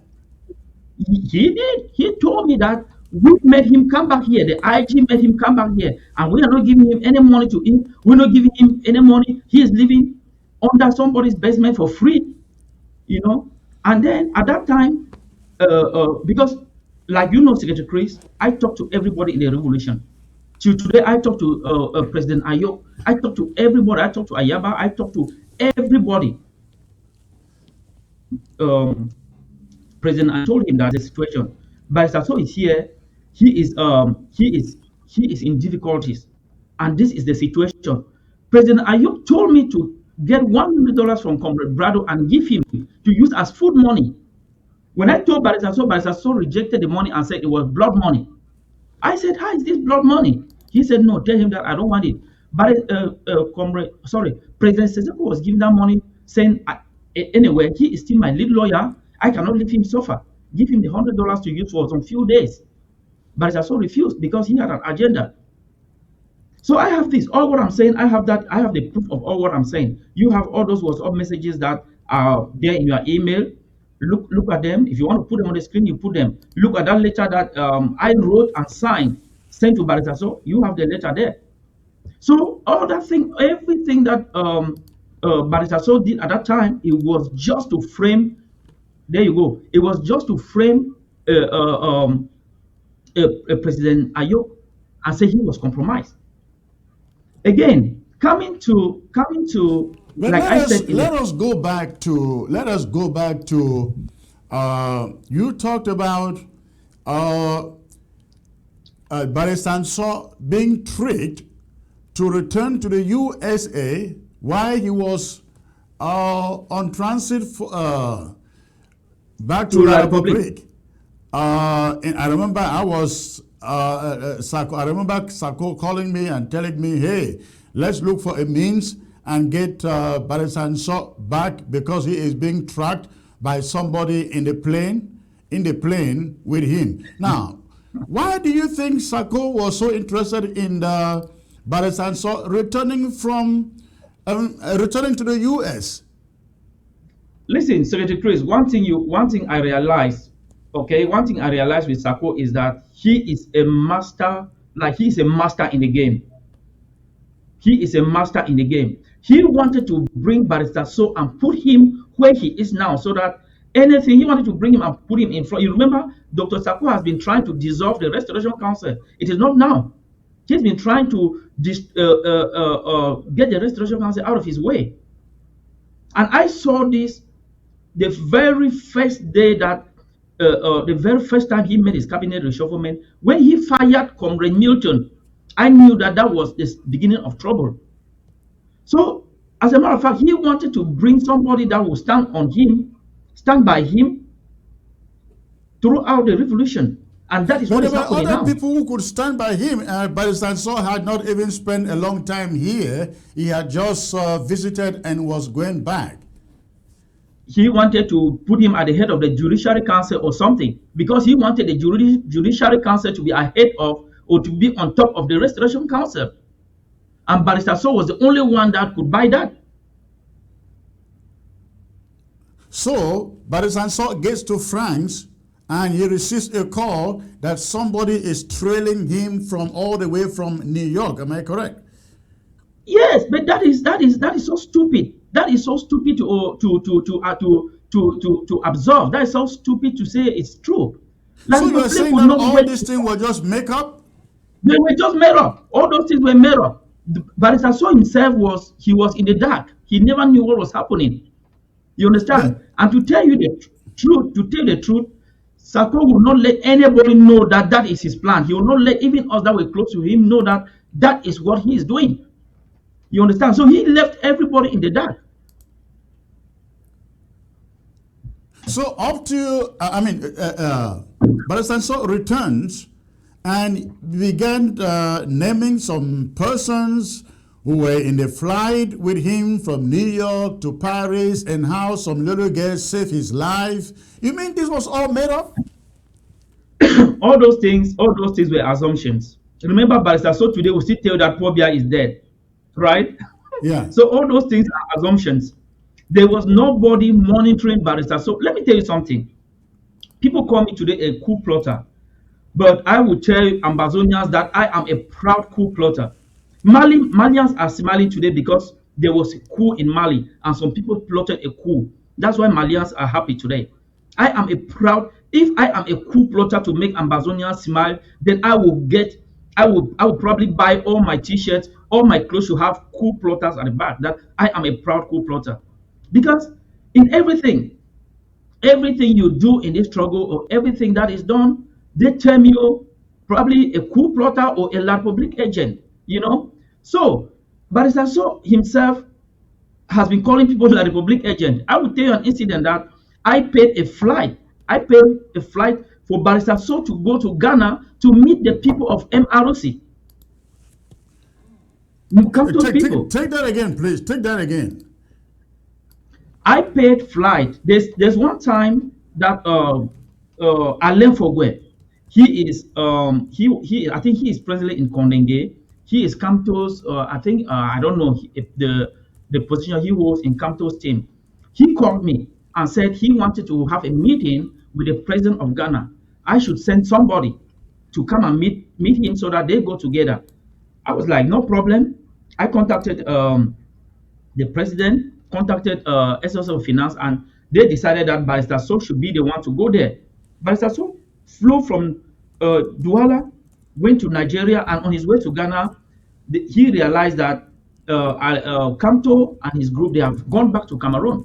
But Barrister So was actually going there to go and meet people of MRC. Oh, in Nigeria? So, in Nigeria and Ghana. Oh, you went to Ghana and to Nigeria with the hope of meeting Kamto's people. Kamto. If you look at those screenshots, you'll see one of them that he actually admitted that he flew to Nigeria and Kamto's people went back they went back to Douala. Why I'm bringing this is because Ambazonians, we have to know something. There's a war in Ukraine today. Ukraine and Russia, they are in war, but they are talking. The war is going on, but they are talking. Any person that opens his mouth, say, I got a call from La Republique, you are termed a La Republique agent. The President Sako, he has called me. There's a message here on my phone. I think I shared that with you, Secretary Chris, that he termed me, Sebastien Barikou, a La Republique agent, that I am working with La Republique. Can you imagine that? And that is what he is telling everybody that opposes him. Well, you were one of those he told that Chris Anu was bought up and sold, right? It is not only Chris Anu. It is not anybody that doesn't buy Sako's idea. You are La Republique agent, okay? The Prime Minister called me, Ngute. He called me one-on-one, and I reported it to Sako. Now, I don't know if that is the reason he's calling me a La Republique agent, but that is none of my worries. What we ambassadors have to know is let's take this slowly. It's getting interesting now. Dion Gute calls you and say what? Well, Dion Gute called me. At one time, Eli Smith had said he wanted to bring a delegation here to the USA. Remember, Eli Smith came here at one time when our late cardinal sent him with a delegation to come and talk to us. Yes. I hosted him in my house as I've been hosting every ambassador that come to the USA. So Eli Smith said he was going back to go meet the Prime Minister and tell him and see how we can see if we can possibly have some sort of sitting, which to me, I don't see any problem with that. Sitting with anybody from La Republique is not a problem, but it is what you discuss or what you agree that is going to be the problem. I can discuss with anybody. So when he called me, when the Prime Minister called me, he said, he is looking for a way to send a delegation to come and meet us here in the USA, and let's have a talk and see how we can get this thing to an end. I simply told him that, well, I will pass your message to the president, and whenever you constitute your delegation, we at the IG we are going to constitute our own delegation, and we will decide where to meet. When was it? What year was it? Was it last year? Or? 20, no, that was 2019. Okay. That was 2019. Okay. So after that call, he now have his chief of cabinet. He is the chief of cabinet that was talking to me. So now the prime minister was planning to bring a delegation, meet the IG, but the people who is that at the embassy, is it Ayolo or whosoever, you know, La Republic is divided more than Ambazonians. So Ayolo had his own plan. This other guy, they called, had his own plan. The prime minister had his own plan. Elizabeth later on called me and said, the delegation to come and talk to us, and that we should prepare our own delegation. I said, okay, when you prepare your delegation, send us the list of the people you want to come. You want them to come meet us, because the fear was that I did not want the prime minister to send our brothers. Probably he was going to handpick some Southern Cameroonians to come talk to us. So when I told Elizabeth that I want the list of those that want to come and talk to us, send that list so that I can compose our own list and send over to you. So that list never came to today. Okay. Okay. Now you So reported that is this. how. You reported this arrangement with the prime minister to Sako, and what did he say? Well, honestly, he said we should wait, because at that time, if he had brought a list, we are supposed to have maybe come up with our own list and then see how we're going to see what we're going to say. Even though people may say they had brought bags of money to come and give us or whatsoever, but it never happened. I reported it to him. Now, Ellie Smith was here. I remember, and you guys had meetings with him in DC and actually took some photos. Was Sako in that meeting? Sako was not in that meeting. The only time Sako met with Ellie Smith was in my house. When I had a dinner, when I'm just like I've been, you know, my house is like the embassy of the Ambazonian embassy in Maryland. From who should I name? Everybody that has come to, like everybody that has come to America, Milan, our president Ayok, Professor Lumumba, everybody has dined in my house.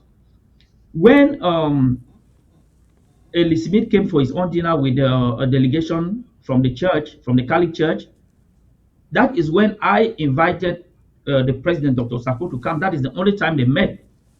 And they had a discussion and it ended there. So, but in that meeting that you were talking about, he was not there. He was not in that meeting. So let us go back to Dr. Sako and Barrister John Fru. And so John Frunso returns to the U.S. from France. And what does John Frunso say Sako tells him? Well, at that time, he just said Sako told him to come back. The IG said you should come back, that he should come back here. That these are his words. The IG said, one thing, Secretary Chris, I am not fond of recording people. If I, Sebastian Barrico, was recording people, this revolution would have probably gone into two. You see, our famous lady in Texas, if you know utterances that she has used against Sako, if I was recording people, if I recorded all what Barrister So said, I mean, I don't know where he could have been. Literally, he was asked to come back to the USA by the IG. If you were not aware, the IG made him come back here because he told me that you people at the IG told me to come here. Now I have come. There's no food. There's no way to stay. I don't even know what to do. These are his words. Now, let's go back to how much, because I heard you mention is it 6 or 12 million francs that the interim government handed over to Barrister Ansor to take care of the lawyers defending Sisiko and the rest. I see this document here. I don't know who is speaking there, but you can guide us. Correct. It says most lawyers did not attend. because they were hurrying to go back to their various towns. I think that if Mr. Johnson had spent any money, it cannot go above 1 million francs. All the lawyers' list he forwarded to you, most were not in court. I did not see Barrister Obenegu in court. Who is writing this? Correct. This is from Barrister Oro. Is it Oro? Oro. That Oru, is from yes. him. Oro. That is from Barrister Oro. So now, what happened is when money was sent to Barrister So, he takes the money and makes a list that he gave money to this person. You see it from that screenshot that he gave money to Barrister Obenegu. Yes. But he was not in court. But now he got our money that was given to him. You understand? So Yes. the figure I'm giving you of 12 million is an approximate, because if you see the letter that is in PDF, that is that letter that 6 million was sent. If you see the first on the first of that list is a PDF document that was signed by me. That at that particular time 6 million was sent, and the 1 million you saw on that screenshot was, I think he organized a reception, some sort of reception for all the lawyers. And what Barrister Ro was saying is that he did not spend, Barrister So did not spend up to 1 million francs CFA. But do you know, at that, I think Brado paid 2.5 million for that, probably for that time. That I think, yeah, that is the letter. If you can read now, it. this is written by you. Correct. To Barrister When I say you, I mean the interim government. It says to the lead lawyer for the people of British Southern Cameroon's Ambazonia. Dear sir, it has come to our attention from some of your lawyers that they did not receive any payments from the last disbursement that was made to you of 6 million CFA.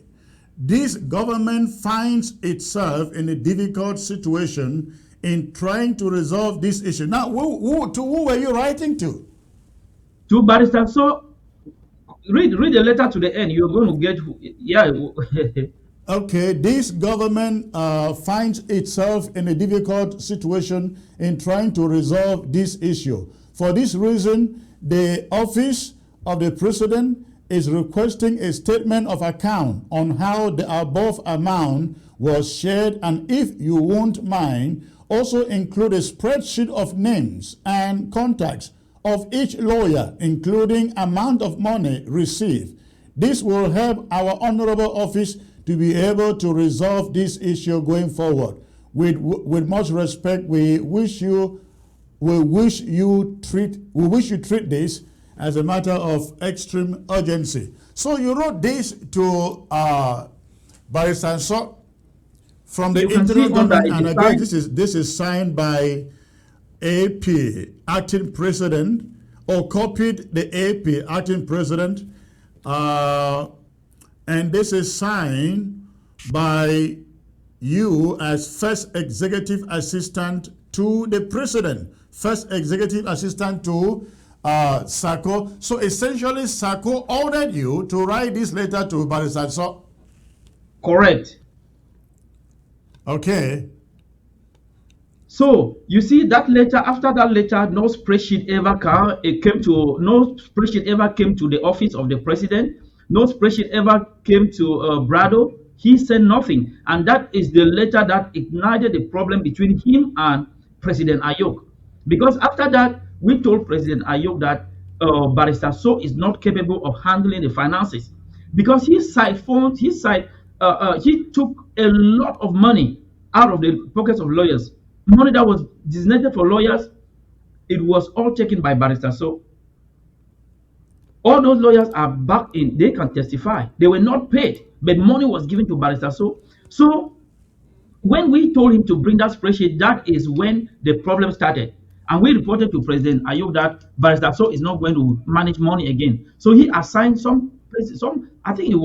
he assigned one of the Naira 10 to control the money and pay the lawyers using the Naira, using, I think it was, there's one of our comrades in Konye that the sister was now the one paying the lawyers.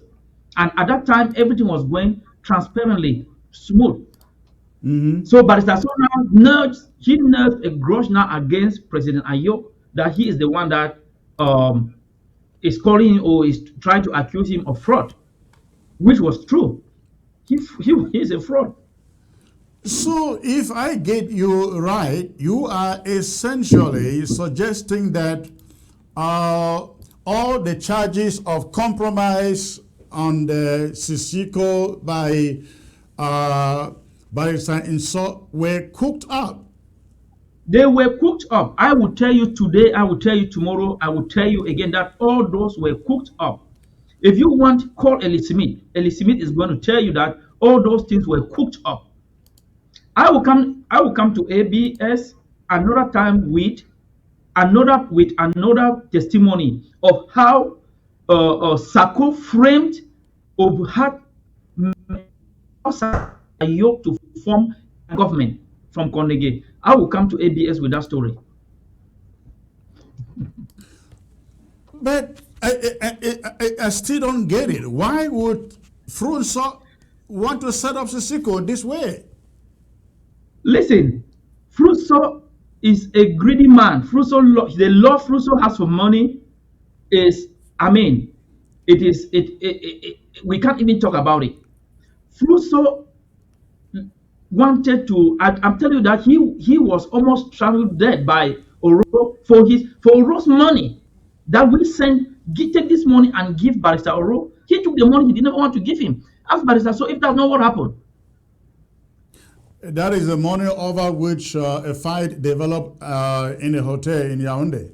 Correct. So he was taking the money. The problem, let me tell you something, Secretary Chris. If Barrister So was left to manage the money, this problem would have not occurred. Barrister So will not be here in the USA.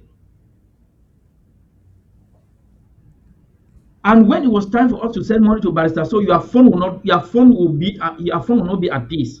He will call you like 20 times. He will call me. He will call Brado. He will call the president. He will send messages everywhere. Once the money gets to them, we start receiving calls from the lawyers. We have not. You people have sent money. We've not seen any money. You know. So how then, at last, did he account for the 6 million? We did not get any account.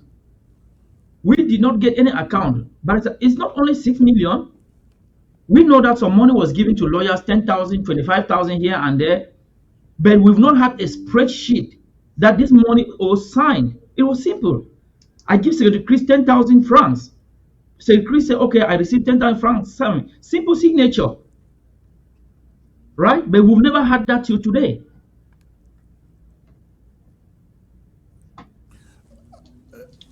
How often did the other lawyers call you guys to complain that they were not receiving any money?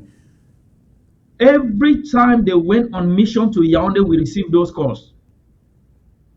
So President Ayok was tired of it. That's why he got it out of the hands of Barrister So. Every time they went to Yaoundé for a mission, every time we sent money, we had those calls. SOS Brado can testify. He's one of those persons that was receiving those calls from the lawyers.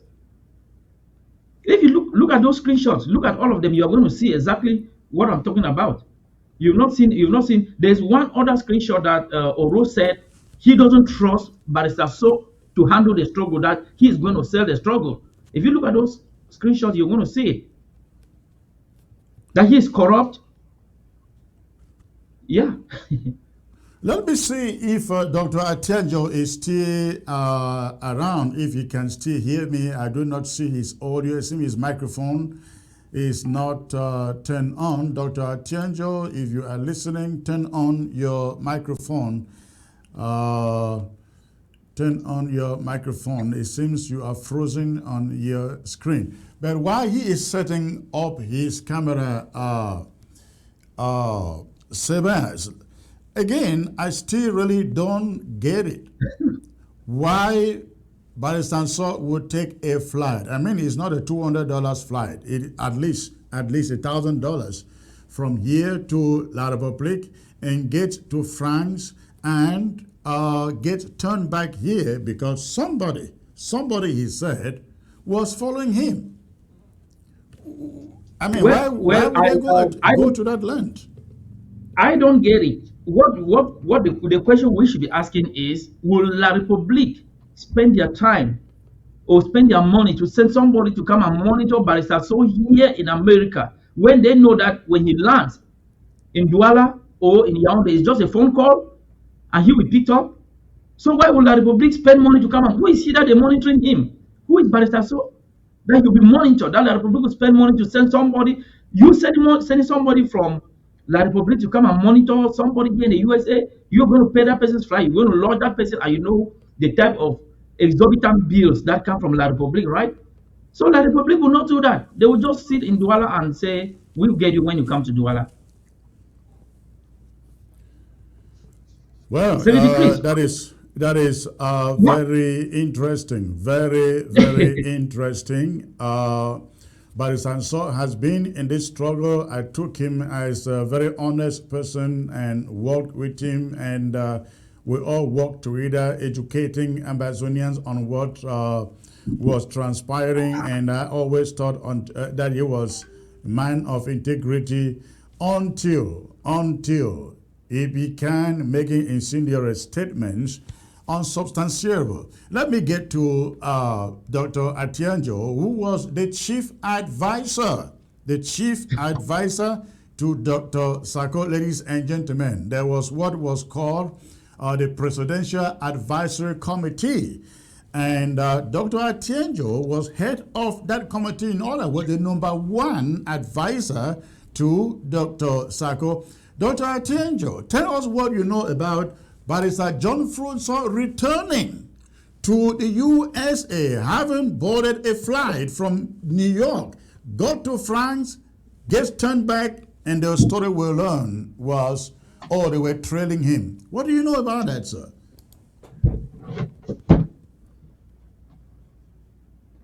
On mute. Just like our comrade Sebastian said here earlier, that Sako was or is somebody who has always done things in secrecy. He had his agenda for this revolution, and his agenda was not to take Ambazonians to ground zero. So about Barrister So, I only saw him when he came here, and we were in Sako's book launch. That is when I met him and we had a talk. And I was there too with Dr. Tita, and we were talking about the situation in which he came here and found himself. And I had to write a check to Barrister So on that day.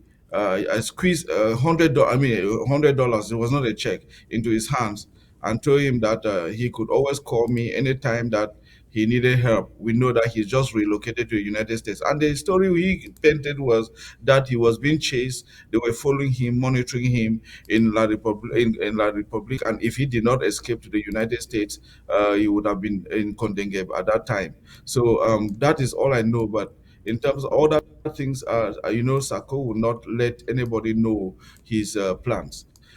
Because he is that kind of person. He was a very, I mean, he is a very terrible person. And in the Presidential Advisory Council, which I was chair, this is somebody who never came there with any issue.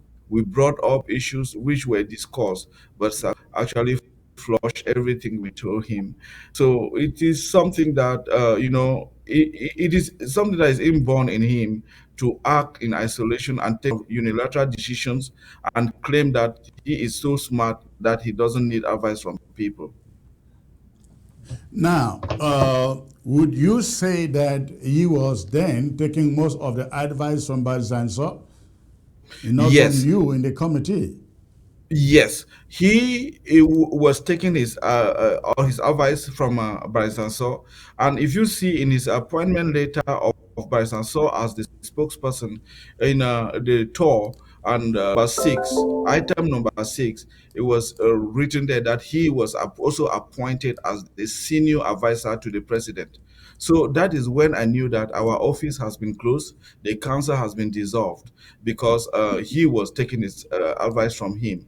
And yes, there's one thing I forgot. Maybe you will still go back to about the Ngie LGA and what is happening in Ngie today. I would like to bring to your attention that the reason why the CPDM hijacked the meeting in the of Ngie elites was because they have comfort in the new administration led by Mbuta, Samuel, and Ochiba, the key people who have been fighting so hard for Ngie and these people, the CPDM, have found comfort because they are doing nothing to help people. They are doing nothing for the revolution, and now these people found it as a safe haven to actually take all the IDPs back home. So this is really a shameful situation that we find ourselves in today, because these are people who came in. They thought that they were going to bring change according to what they were preaching, but today it's a laughing stock, and that is why the RCM elites have found favor and comfort in preaching for people to go back to Ngie because of a weak administration and local government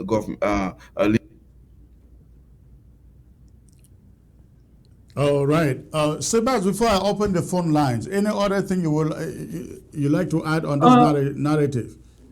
Oh, sure. I don't know much about the issue, but I think a lot of Ambazonians are wondering what certainly happened to Sebastian Bariko and Dr. Sako.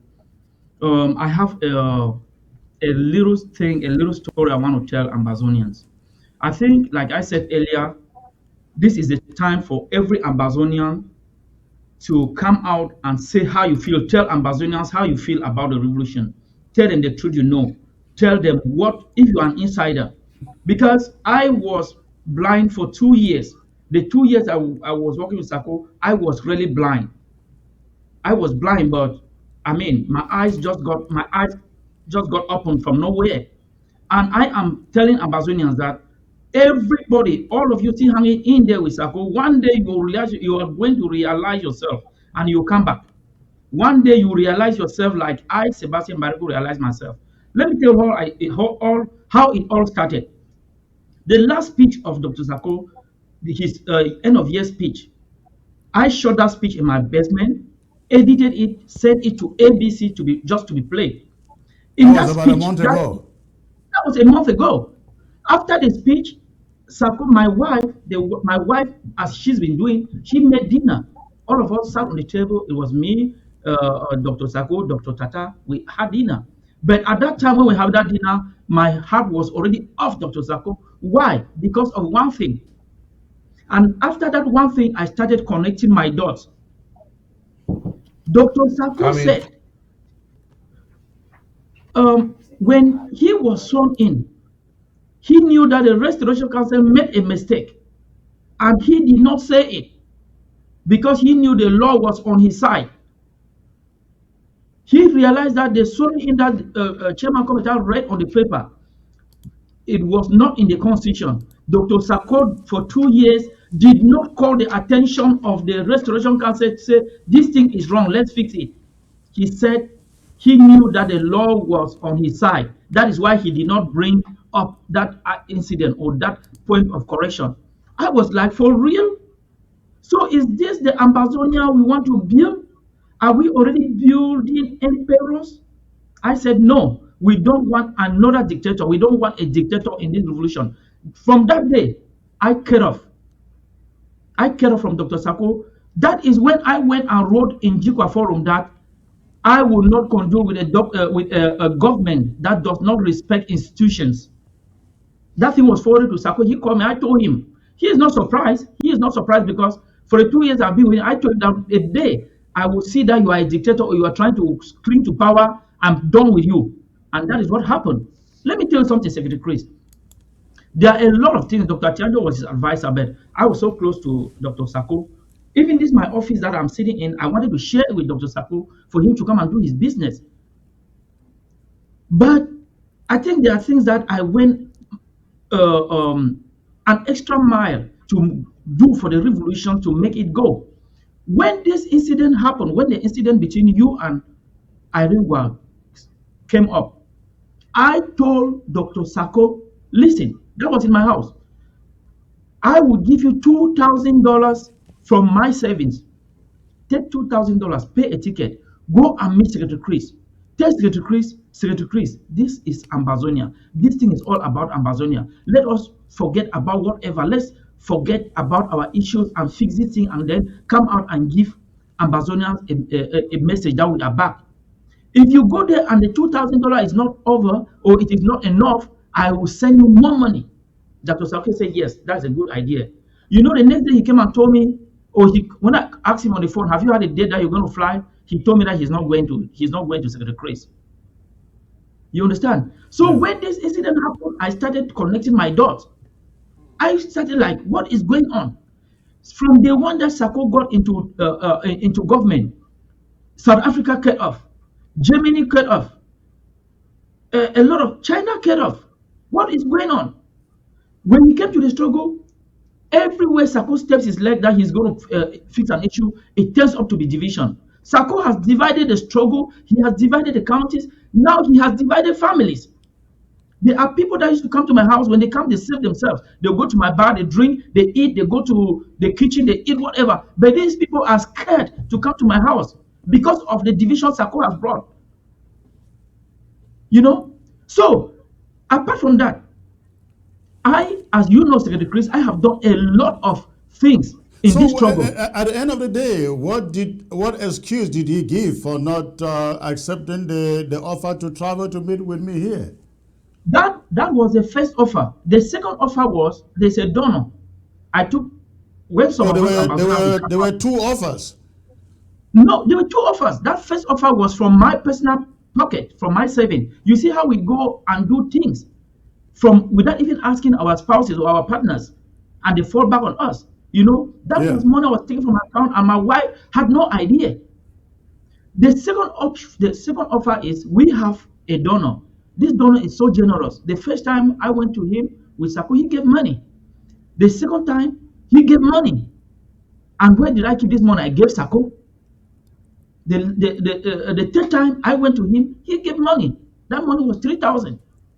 I took that money and told Sako, listen, this issue between you, Secretary Chris, and Iringwa is not a good thing for this revolution.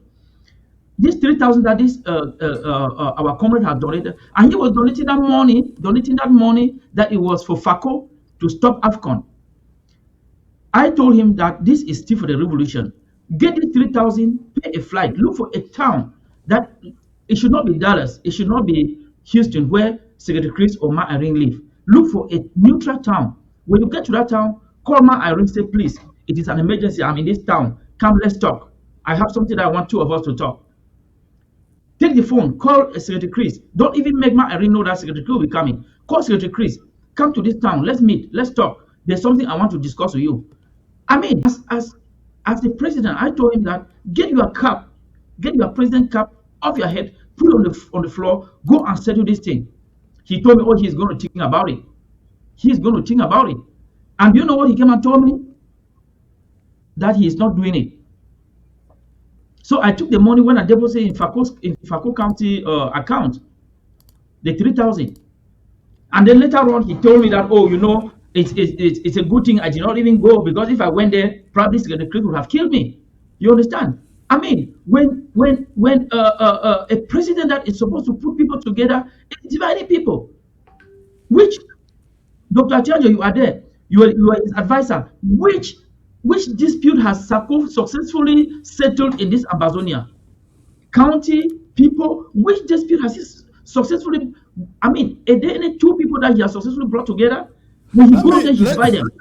Let me turn to Dr. Achanjo, because Dr. Achanjo, you were one of those who had revealed to me, Sako came to you and told you, besides other cabinet members, that Secretary Chris was bought. If you can tell us that story, how he came about that, how he came about saying that to you, and if possible, Sebastian can add to that, because I only discovered recently that the two of you, he had related that to the two of you, and at least 3 other cabinet members who have now come forward to say that's what he told them.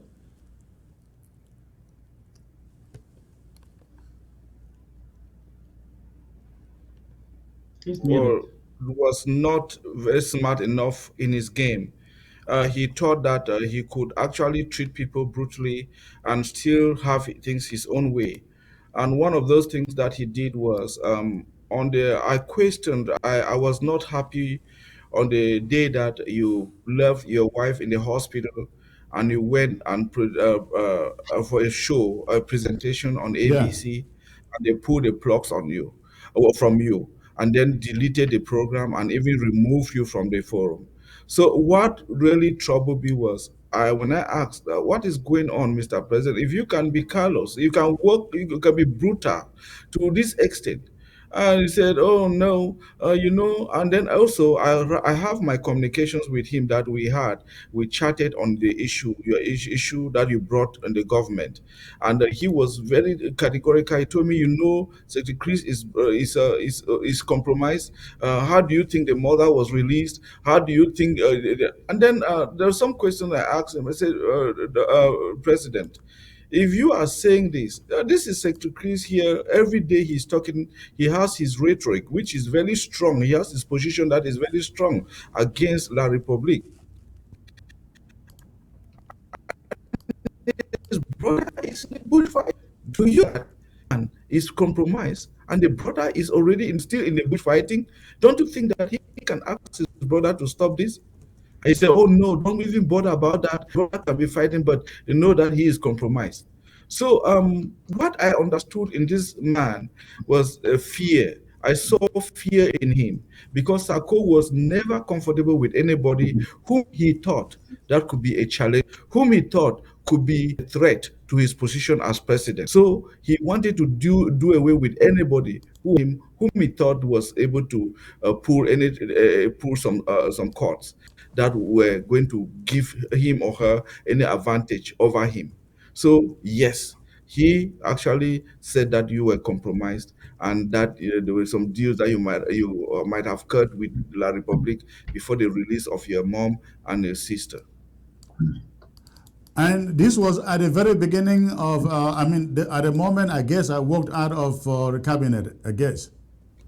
Yes, this is when you walk out of the cabinet, and again, he started bringing all those because when you walk out of the cabinet, people like Barrister Fru, who has lost respect from me personally, was there saying that, "Oh no, Chris wants the president. Chris wants to be president." All those things like that. On those, there were those. The hand clappers were actually there was a song in the cabinet about you trying to become president.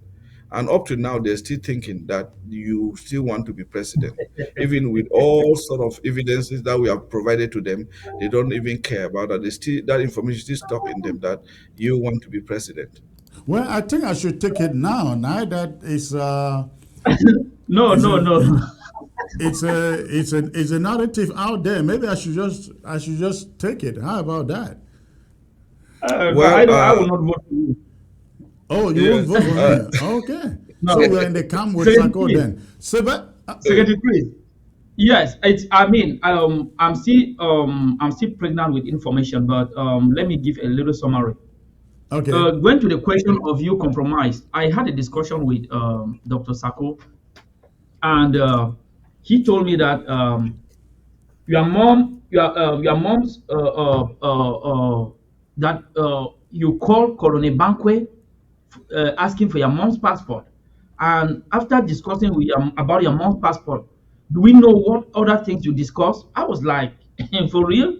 Listen, Colonel Banque calls me. That is one person in La Republique that calls me more than any other person in La Republique. Colonel Banque talks to everybody. He is a persona non grata. He talks to everybody. I will see how Colonel Banque calling Secretary Chris or you calling Colonel Banque to ask about your mom's passport is making you compromise. Or I don't know how me talking to John Butte is making me compromise, making me a La Republique agent. So one other thing Dr. Atianjo said, which I believe in him, and I will still say it, is this: anybody that Sako sees as a threat to his power, he will do everything to take that person down. Let me tell you something. Can you ask Ambazonians where Abdul Karim is? What suddenly happened that Abdul Karim became a La Republique agent? That Sako is saying Abdul Karim is a La Republique agent? What suddenly happened that Sako is saying we buy is like public agent? So anybody that Sako sees that is trying to probably overshadow him, he will unleash his propaganda machine. The guy that I don't even want to call his name, that cannot even brush his teeth, he will unleash him and he'll start calling you names, calling you coup plotter, la public agent, and so on. So whatever Sako did to you is not a surprise to us because he was trying to. He is all his. This happened. This started when he fired Milton Takan. I knew that Sako wanted to get everything and sit everything by himself and own everything. And the fact that I want ambassadors to know that I signed a list for Sako. It ended up putting me into trouble. I sacrificed my family. Signing a list for somebody is what you can only do to your family member. But I was doing this because I want the revolution to move forward. But it How did ended you up put it costing. into trouble? I mean, the government was paying for the house, correct? I don't know what happened, but there was rent that was never paid. I ended up paying it 2,300. It was on my credit for collection. Dr. Chenjo knows that. I ended up paying that 2,300 and then paying for it to clear out of my collection. Dr. Chenjo knows that. That's why I'm saying that Dr. Chenjo may end up in the same pot of soup. But isn't it the same house in which he's living now that I understand Dr. Atienjo now signed after you? No, that one is a different. I think it's a different apartment. It should be a Oh, okay. different. Yeah, it should be a different. So, before you go to your calls, I want to make this clear to Amazonians. If anybody ever said a yoke was compromised, I will tell Ambassador. I'm not a media person. I'm just a revolutionist. I'm not interested in Sako's power. I'm not interested in his ministerial post. Anybody that is still hanging with Sako today is either somebody that he is doing business with Sako or he is hanging there because he wants a ministerial post. He wants to be appointed. What suddenly happened to the vice president? Everybody just want a post. Everybody just want to be called minister. They want to be called this, or they are doing business with him. Anything that they said about Ayok that he was compromised, after all my investigation, I talked to people in La Republic. They told me that is a fat lie. Ayok has stated every time, every now and then that he will be the last person to leave Konye after everybody has gone. He will be the last person. The You only know what problem is though happening? is, I mean, you go to Kondenge, you have Ayok there, they are divided. What he is doing, Tasang doesn't know. He doesn't know what Tasang is doing, and he is doing things in the sneaky manner, holding these meetings with La Republic agent like Eco, and the rest. And Tasang and the rest, they have no idea about it. I mean, why would somebody not say that is compromise if he doesn't want to No, disclose what he's discussing, what those meetings are all about?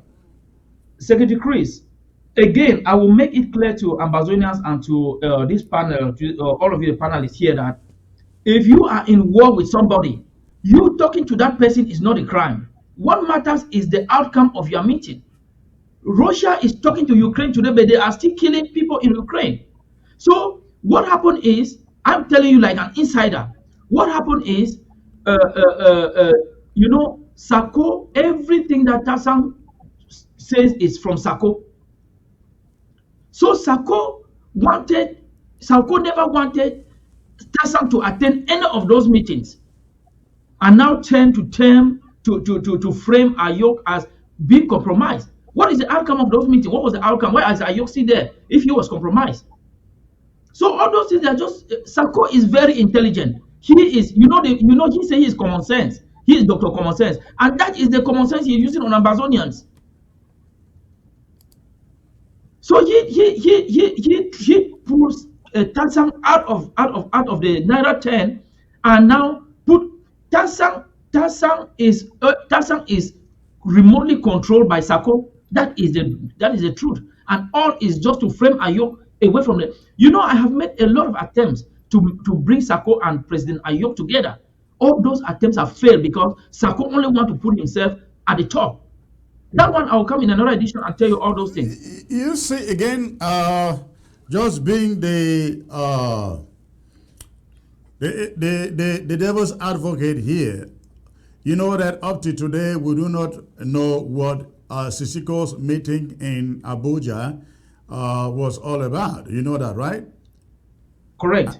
I mean, there are so why would somebody not say he is compromised if you are having that kind of meeting, inviting your ministers to that meeting, and many of them do not know the agenda of the meeting, and then you go to the meeting, you are picked up, and then a year after we're hearing that it was supposed to be some meeting between them and Larapaplu du Cameroon, but Larapaplu du Cameroon set them up, picked them up instead of having a meeting with them. Well, Senator Chris, the truth is that the reality of that meeting, but what I know is that that meeting was a La Republic set-up meeting. The intention of that meeting was not, first of all, that they were going to go and meet La Republic. That meeting was that they were going to go meet foreign partners. And unfortunately, it was a setup. It was a today. If Ayub was compromised, it's over 3 years. It's over 4. Why is he still there? If he was compromised, I bet you, people, Ambazonians, some Ambazonians that don't want unity. I don't know I wanted to tell you something that I had a meeting with Sako and a delegation from the office of the office of the Secretary General of the United Nations. We had that meeting in DC. That was like 2 months ago. It was I and Dr. Sako and 3 people from that office from New York. There was the ambassador of African Affairs to the United Nations, and there was one Sebastian, and there was another guy. This guy is from Ivory Coast. We had this meeting, and the main thing that was on that, the main agenda of that meeting was that we should unite. That we should unite because La Republic is saying they don't know who to talk to. When we left that meeting, I told Dr. Sako that, listen, this thing of unity, forget about whatever has transpired with our brothers in Konye. We have to first of all see how we can unite this IG and see how we can bring. I think I told you about that meeting, Secretary Chris. We have to see how we can unite. You know, my brother Dr. Sako would oppose that to his last drop of blood. He would not want to hear that. It happened that I took this thing to Brado and said, Comrade Brado, this is what we have to do. We have to unite. I had a meeting with Brado, Chairman Kometa. I sponsored that meeting. We met in a restaurant, and I told them that this is what these people tell us, and we have to do this. You know, we have to see how we have to unite. I went as far as spending money to get us meet. After that meeting, Brado said, "Oh, that's a good idea, but let us start here in DMV and see how we can start bringing people together." We said, okay, we said, okay, let's start putting people together in the DMV to see how we can bring the IGs together. I went, the first person I spoke to is a father, a friend, an elderly brother. The next, when I spoke to him, he said, "Oh, you are already working with Ayok. You are Ayok people. You are working with Konye IG. Ayok is compromised." The next morning, our famous lady in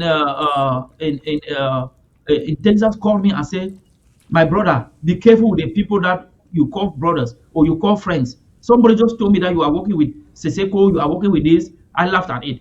So, Senator Chris, all what I'm telling Ambazonia is that we have to unite. Come rain, come shine. That is the only way we have to move this struggle ahead. All right. I wish we had much more time to keep on discussing this, but please stay put in there. Let me take a few phone calls before we call it a night. And I know that Dr. Atienjo is still there. Please, you guys sit in there for a moment. Let me take a few phone calls before we call it a night. Ladies and gentlemen, the phone line is open, and please go ahead. Go ahead and make your calls, make your contribution. You will only have 50 seconds to make a point because of the time factor. Okay. All right.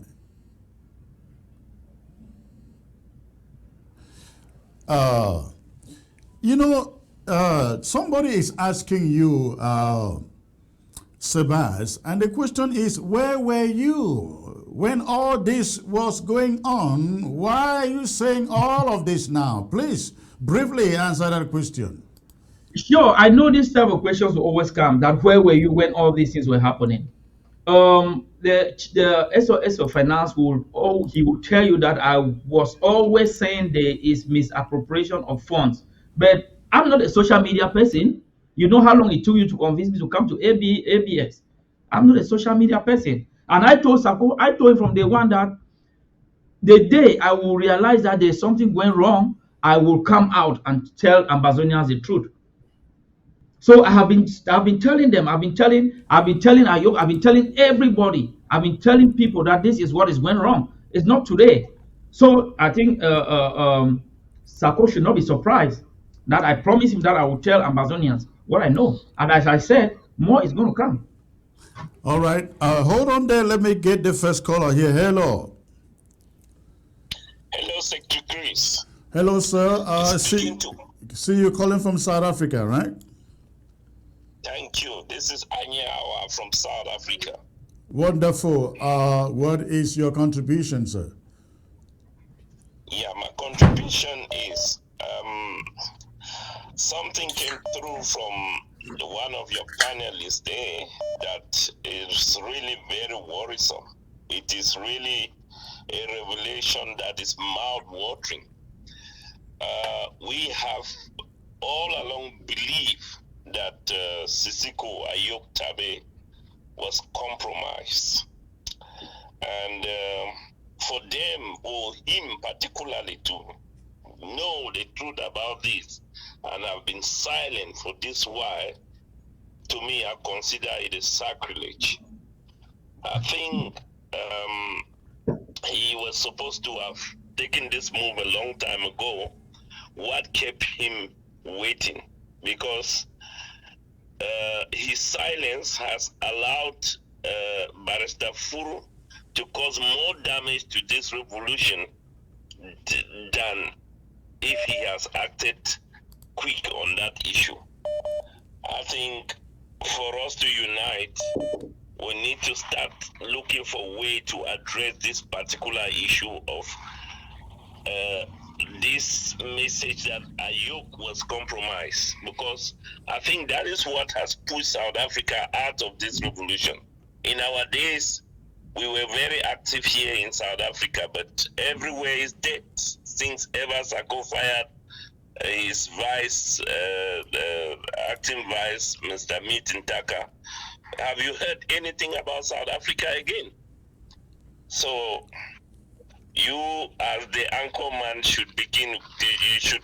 I think we need more to get more information around this particular issue of Ayok being compromised, so that we can digest it and see how we can foster this unity. I want to see South Africa back into this revolution. All right. Thank you. Thank you. Good Chris, contribution there. Thank you, sir. Secretary Chris, can I answer for 1 minute? Let's get to the next caller. Hello. Hello. Good evening, Secretary Chris. Good evening, Alaji. Yes, Alaji calling all the way from Angola. Okay. What is your contribution, sir? Yes, that guy in your panel trying to project Mr. Ayok Tabe as having not been compromised. We would not like to hear such statement, because we know that Sisiko Ayok Tabe has been compromised for a very long time.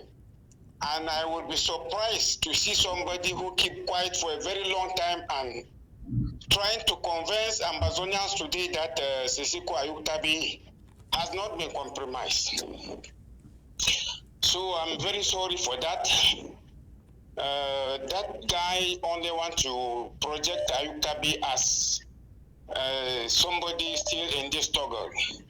But we have forgotten about Ayok Tabe, for instance. So what I would advise that Congress is to keep that for himself. Okay. That's all what I have about this. Okay. Thank you. Thank you. Thank you. Very good point there. Seba, do you understand these people? Oh yeah, oh yeah. I was going to respond to the Because first you caller. got to realize you've sat on this information for a long time and just Secretary bringing it Chris, out now. Oh, yeah. Let me tell you. I was not sitting on this thing for a long time. I have been telling Sako, I have been telling Brad Otabenyang, I've been telling everybody, anybody that comes to me. Remember, I was kicked out of the IG forums because they said I'm a Ayuk person. I've been kicked out. I was kicked out. There are ambassador leaders here that call me a Tabe person. So even in their meetings, when they had their cabinet meetings, they don't include me because I kept on telling them that Ayok is not compromised. Who said I was not talking? I'm not a media person. Ask Mark Barretta, ask Eric. I told them that Ayok is not compromised because I had that information from reliable sources. I'm not an activist. I've been telling them that Ayok has not been compromised. And I would say tomorrow in Senate, that person, if I was Eric Tato that goes to the media every day and talk, or Mark Barretta, and I never mentioned this, you can say, oh, I kept it to me. But I wanted somebody to, I gave the message and I wanted somebody's microphone to say it. You know? okay. Hold on there. Let's take the next caller here. Hello. Thank you for the job you guys are doing, Secretary Chris. It's really great. Thank you, sir. Where are you calling from? Maryland. Okay. All right. Go on, please. What is in your mind? I have one question for you. Having heard what Sebastian has said all this while, I'll have the same question Siseko asked you, like you said a couple of months ago. Do you still believe Siseko is compromised? Well, I will make that call. I think in the days and months ahead. You just heard me say that. Number one, we still don't understand what this meeting in Abuja was all about because you cannot go holding a meeting of that nature and your cabinet members are not aware.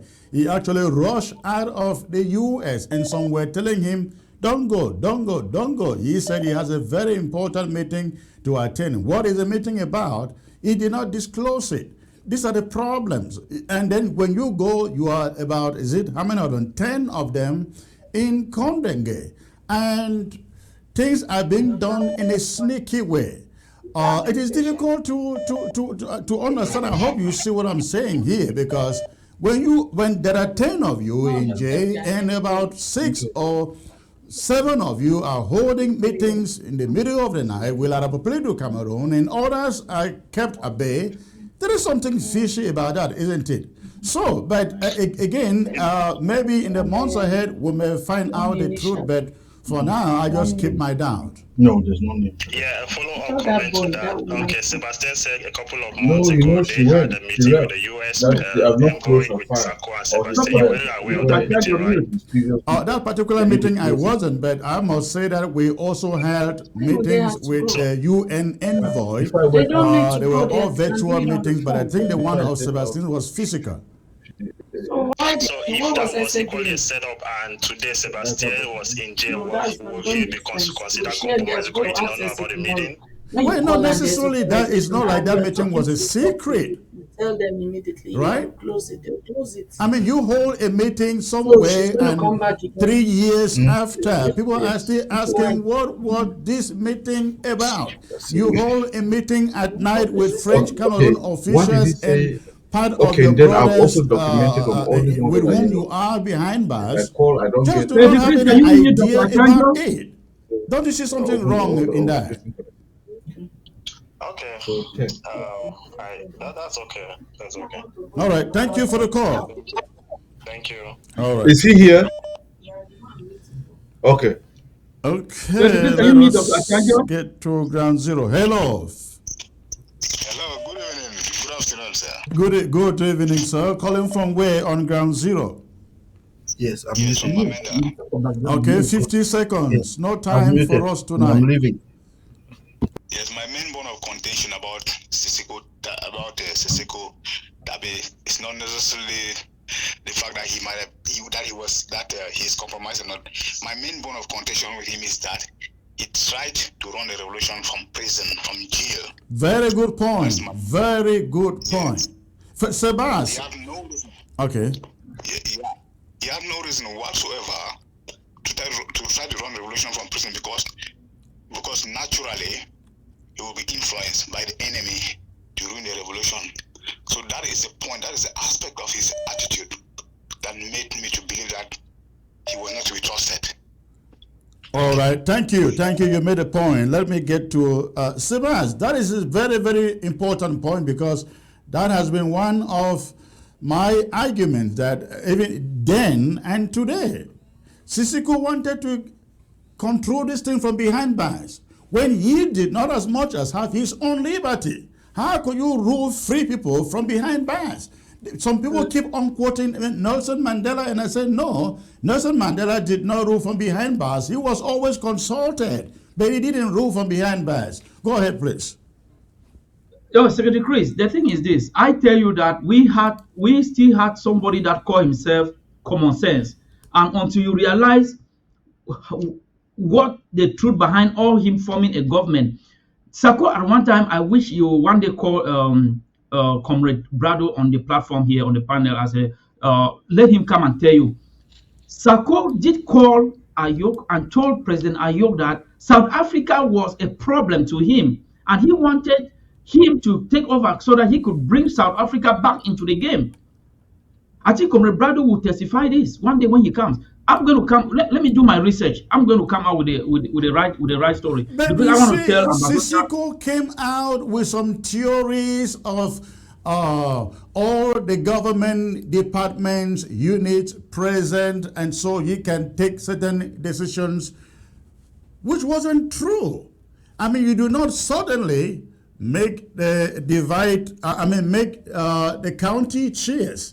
I mean, then we had only country and regional coordinators. Suddenly you make them an arm of the government. Whereas we know there were only 3 arms of the government: the executive, the Restoration Council, and the Judiciary Council, maybe and the Ethics Committee. But he was doing all these things just to grab power, then control from jail. It was a problem.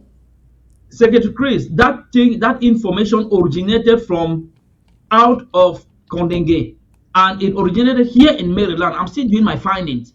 There's a purported a letter that left Maryland to Konye, and this letter is tying the chairman of the Restoration Council. I asked him, and he is saying he did not authorize President Ayok to do that.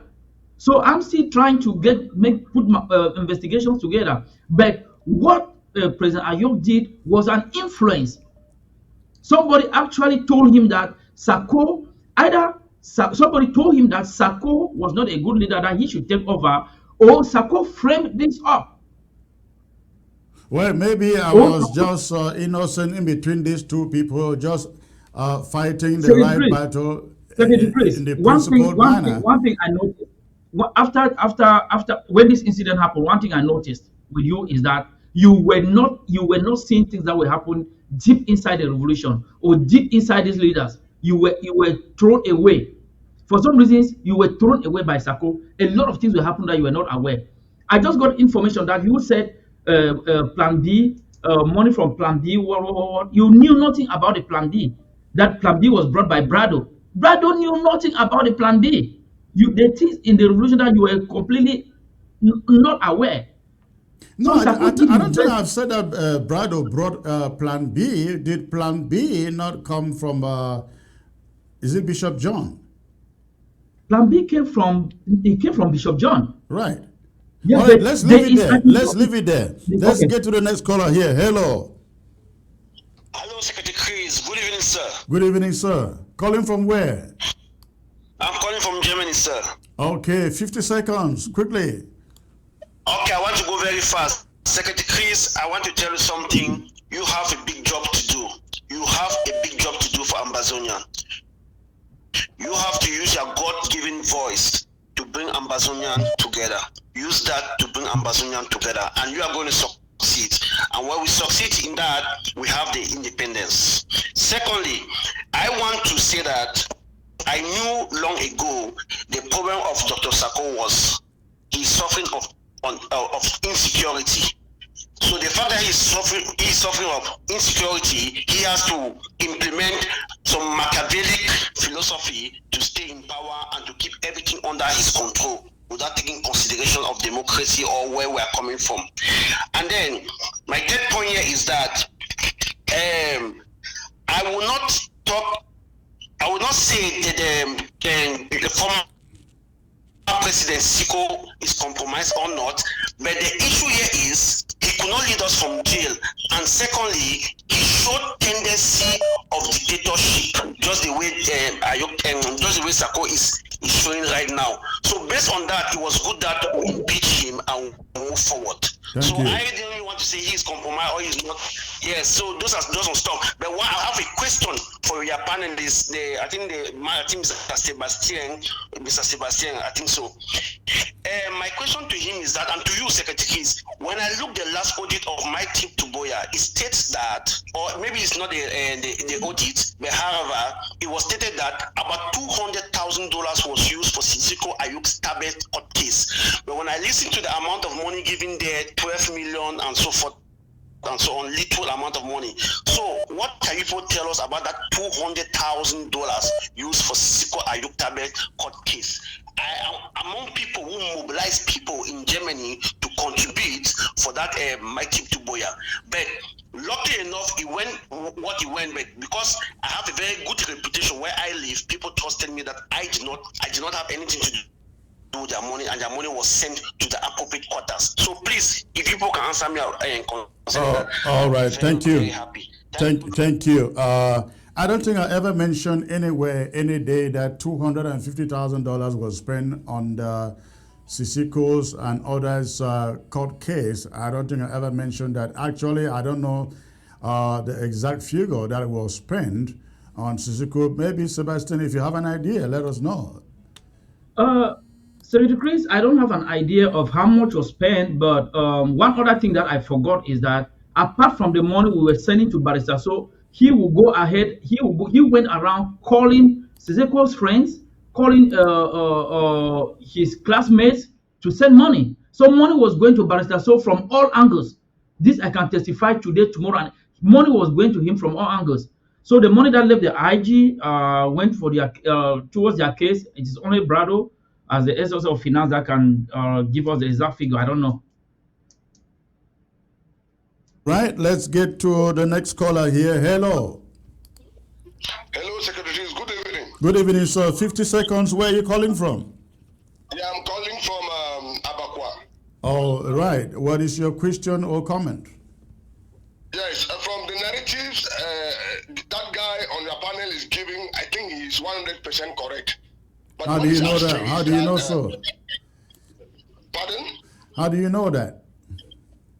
Because when he talks of Sako and John Fuso hanging somewhere and manipulating people, we have to believe him. Let me tell you, because philosophically speaking, if we have to bring an idea upon a person, we should first of all look what his idea has brought or has bear fruit to know that actually he has an aim of doing this thing. The guy is still in prison.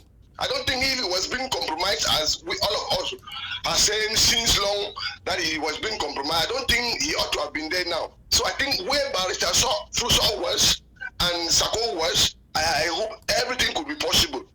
Tarzan Wilfred could be exempted from any meetings that Sigu was to hold with Eco, and the others. So as to paint him to be a kind of a man who has been compromised. So that's how I think. And the second point is this: even we talk much about Sako. Sako isn't our problem. Our problem is firepower on the ground. Like people in Cameroon right now, where I'm speaking, it's feeling very easy. They go anywhere freely. From Santa to Mezam, all over the place, they are there. They are beginning to gain grounds, as I can tell you. So I think we should really forget about Sako and focus very much on how we have to, execute the war. Because we know already that Sako is a traitor. He has been treacherous from the beginning. All right. Okay. Thank you. Let me get to other callers before I call it a day. I will get your point. Thank you, sir. Yes. All right. Let's see. This is Ground Zero. Hello.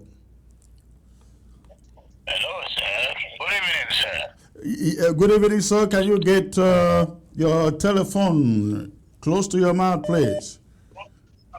Yes, yes, I just did that. Can you hear me well? It's better. Go on. 50 seconds. Yes, so much about Sako and Co. Now I want to comment on a different aspect completely. The aspect of the Francophone terrorism regime trying to carry out crusades in Ambazonia.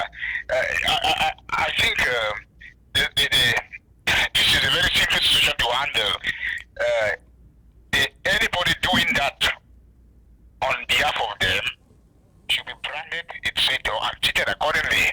Very, very severe. In fact, I have always insisted that for this revolution to draw to conclusion, for us to win this revolution, we must start by cleaning our house of traitors and enablers. The phenomenon is becoming more and more complicated.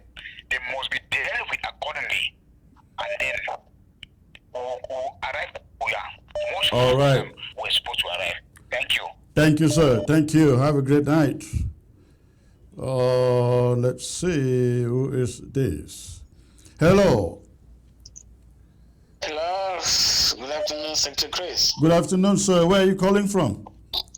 I'm calling from Afghanistan. Afghanistan. I see you have American number. Oh, okay. No, this is a foreign number. Yes, sir. Are you Ambazonian?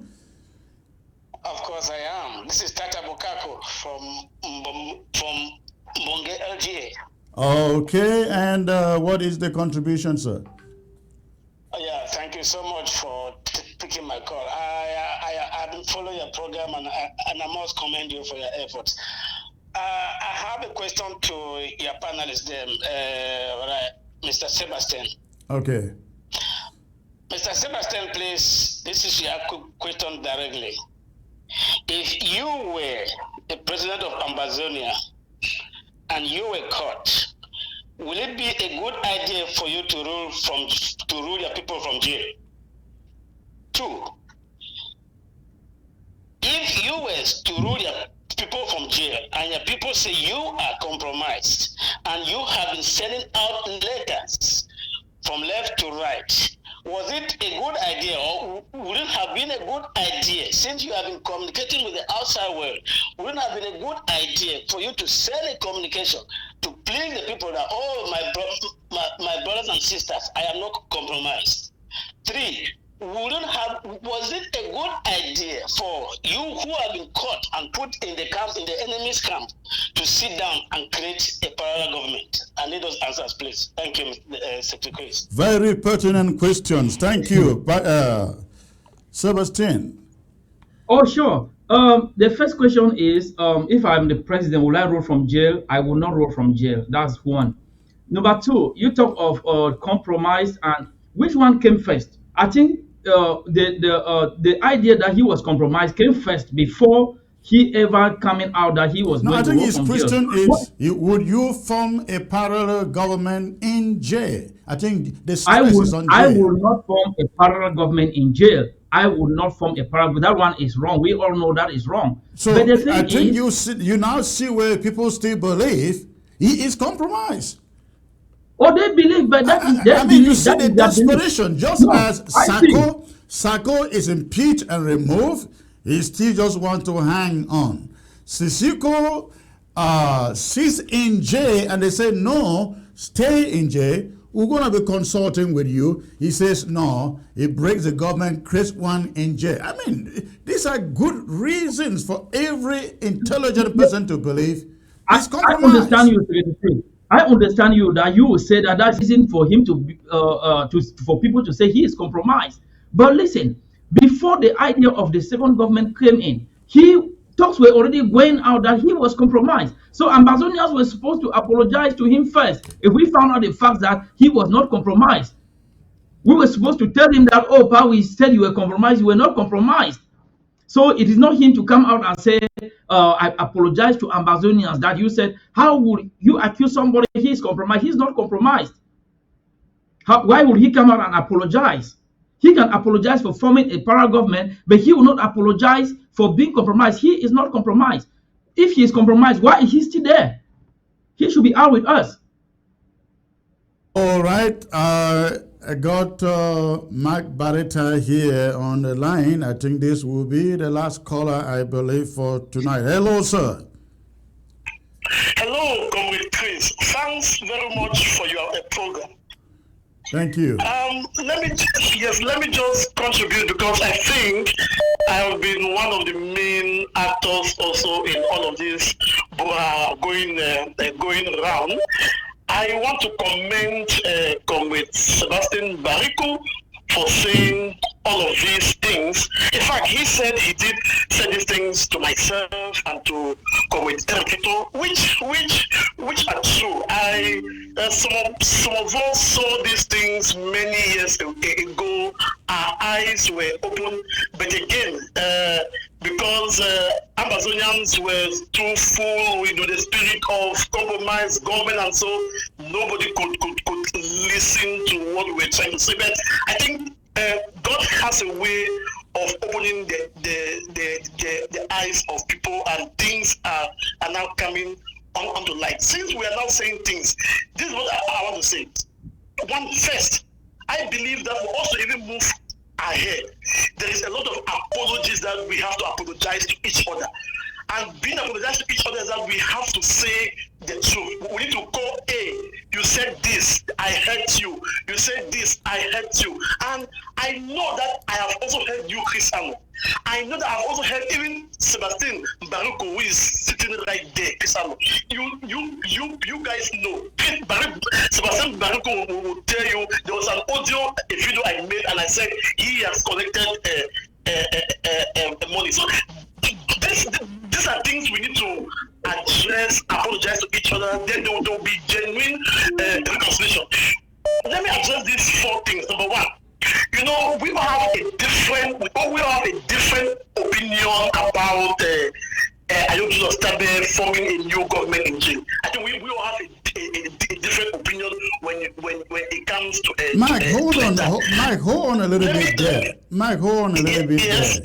You were in meetings, meetings that Sisiko put together with activists, Dr. Sako, myself, and you all heard the argument that we made, that I made. And my main point, if you will recall, was we cannot have free people out here and have somebody trying to lead us from behind bars. That was my number one contention. Secondly, I realized that. Do you recall that? I recall, of course, I recall. I recall very much that as activists under staff, we organized series of meetings between the Sako Unilateral, where you were there, and also with Sako and others.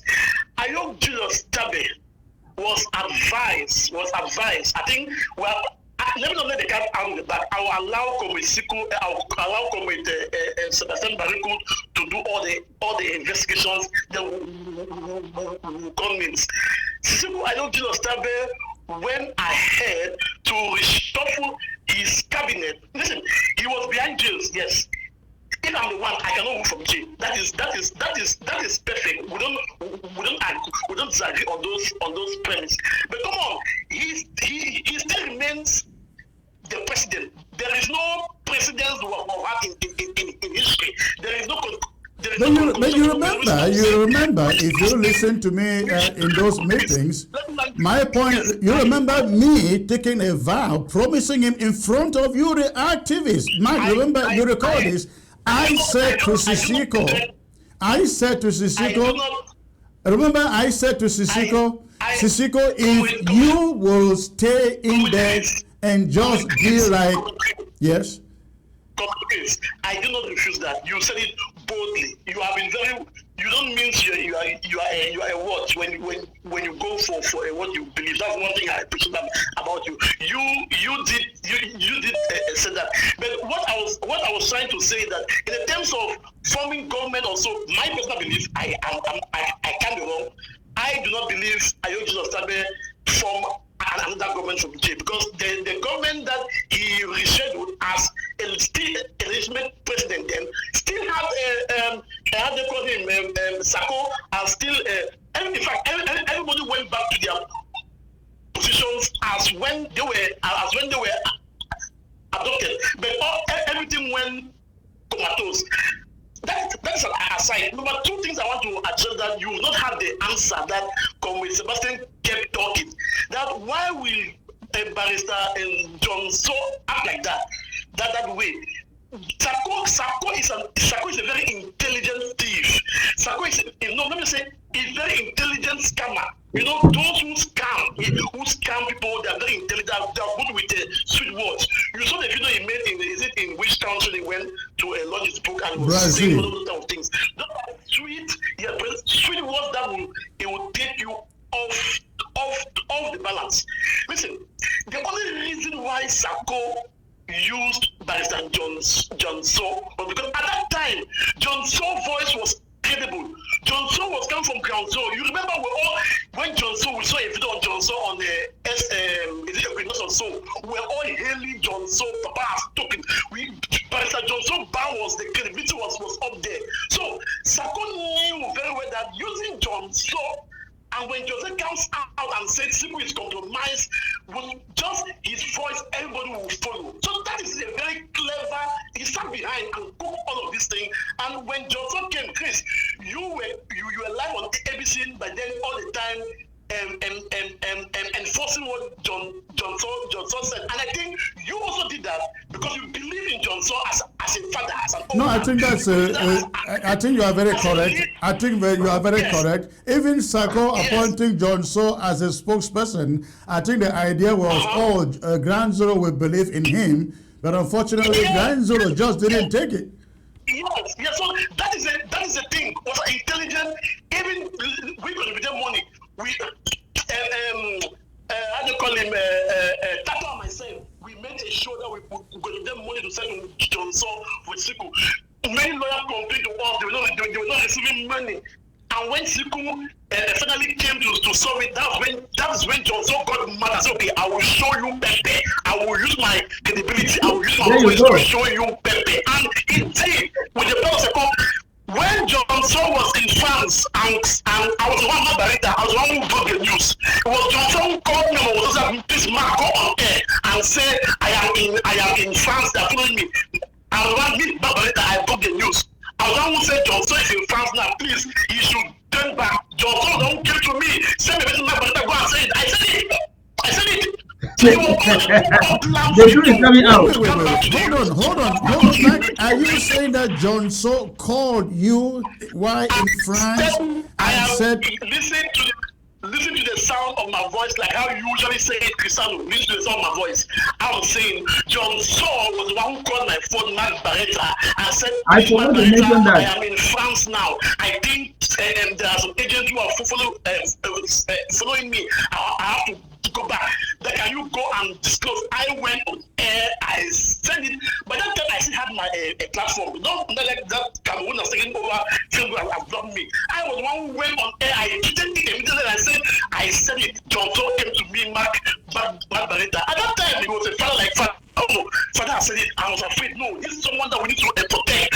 We cannot lose him. John So, we will help him on very high esteem. We cannot lose him. So I went on air. I said it. There was.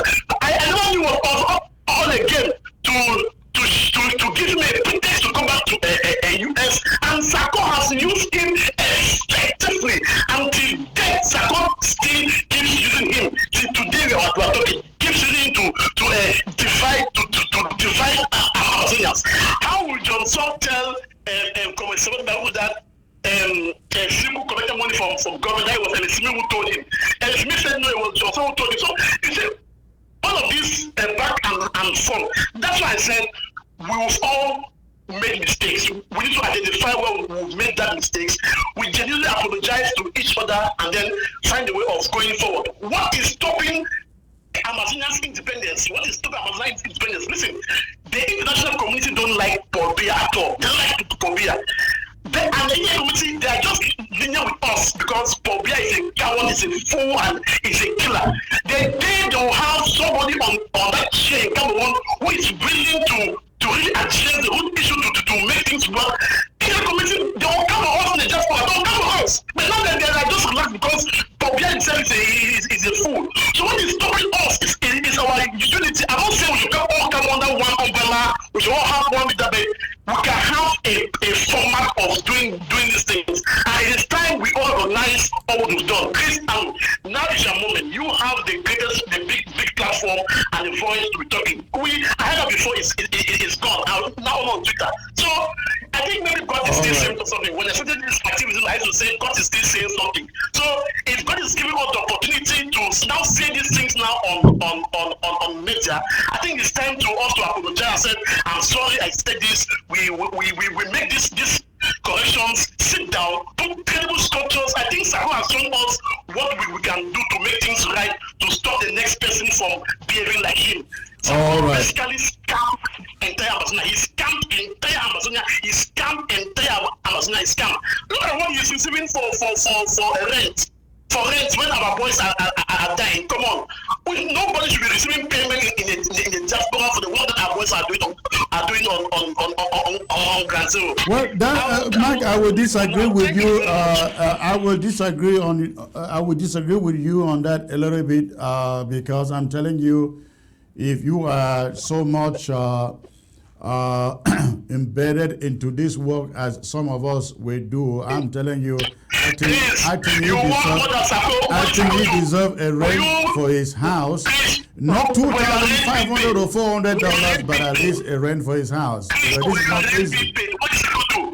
Sako said there was a match, a football match between Amazonia and one country in the east. Again, Mark Barretta, I went out and I said saying that Amazonia is going to play a football match. I blame myself sometimes because I was the one breaking all of this news from the IG. Then all those fake news that Sako will bring. Chris, you work with us at Sako. What has Sako accomplished? All right, let's leave it there. Let's leave it there. Time is gone. Thank you, Mike, for calling. Thank you. Have a great night. Thank you. All right. Okay, Sebastian, I give you the last 1 minute, please. Well, thanks, Secretary Chris. Thanks, all the callers. I mean, again, you are doing a great job. Like Mark said, I think God is trying to tell Amazonians something. President Ayuk has been he has been angry that if all these things that you are telling me, all these things you people know, why can somebody not go out there and say it? But with the government, with the Amazonians, when you go out there, you mention President Ayuk's name, you are a public agent, you are compromised, you are this, all sort of things. I did not want my name to go into anything, but as Sako has radicalized me, he has made me to come to social media. I will be here and I will bring more stuff that you want to hear. I will bring more things that Amazonians want to hear. Because, I mean, it is really, really ridiculous. You heard Dr. Chita say the other day that money that he gave to Sako to stop AFCON, he did not use that money for. I raised 5,000 francs for AFCON. Nothing was done. When Sako was going to Brazil to go do all those things, he told us that he was going for diplomacy. I chipped in money as well. Mark Barretta is just saying that you work more than Dr. Sako. That is the honest truth. And again, Secretary Chris, I've not been getting one-on-one with you on a lot of things. I have to get to you one-on-one and tell you some other things that have been happening that you are getting them at a shallow level. Again, be clear. Sako is very, very intelligent. He knows how to play his games. I'll be honest with you. Maybe I will swear to Amazonians that Ma Aringwa is not aware of all these Sako's tricks, all these things that Sako is doing. She is not aware. Because Sako will do his best to hide everything from everybody. So, Amazonians, keep your eyes open. I am a revolutionist. I'm not a politician. I revolt for anything. Even you, Secretary Chris, if you do something that's not okay, I'm going to revolt against you. And that is how we are going to get Amazonia back. We should learn to revolt. There are people in this same Sako IG or whatever he calls it that know that there are things that Sako did that are wrong. How will somebody stand in front of a church and lie and use? Nobody has had the guts to stand up and say Dr. Sako or Mr. President, whatever you want to call, did you really say this? Yeah, that was. If you hear me call Sako a con guy, almost every day, it's because of that preaching in that church in Brazil. When he comes and says he had so many churches, God told him to call his sons in the ministry to begin to dish out, give them, divide the churches to them, and yet he could not pay his rent and went to look for a haunted house, according to him. Of course, the house was never haunted because we have now seen the owner of the house come out to say it's a lie. He stayed in the house for 6 years, never paid a dime for rent. But unfortunately, you find pastors, so-called pastors, referring to Commando, Victor, out there, dying for him and wanting ambassadors to believe this is God sent, and he stands in front of them and is telling them, God did this, whereas God did nothing and God said nothing to him. Comrade, thank you for coming on. We still have a lot of time to come back to these issues, but I want to believe that Ambazonians are beginning, their eyes are beginning to get open and they are realizing what some of us have just realized. Honestly, many of these things I did not know. Maybe I was as ignorant as Irene may be today, because I believe the day that Irene's eyes will be open, it will not be good for Sako. I can assure everybody that. Trust me, Secretary Chris, their eyes will open one after the other. I was blind. If somebody told me that this is what is going to happen today, I would say no. I was blind, but thank God I'm out. All right. Thank you for joining me today, sir. I look forward to having you back one of these days. You have a great night. Thank you. Same to you. All right. Thank you, ladies and gentlemen. That was it for tonight. Such a long one. And you guys are still glued on the screen here, especially on the social media.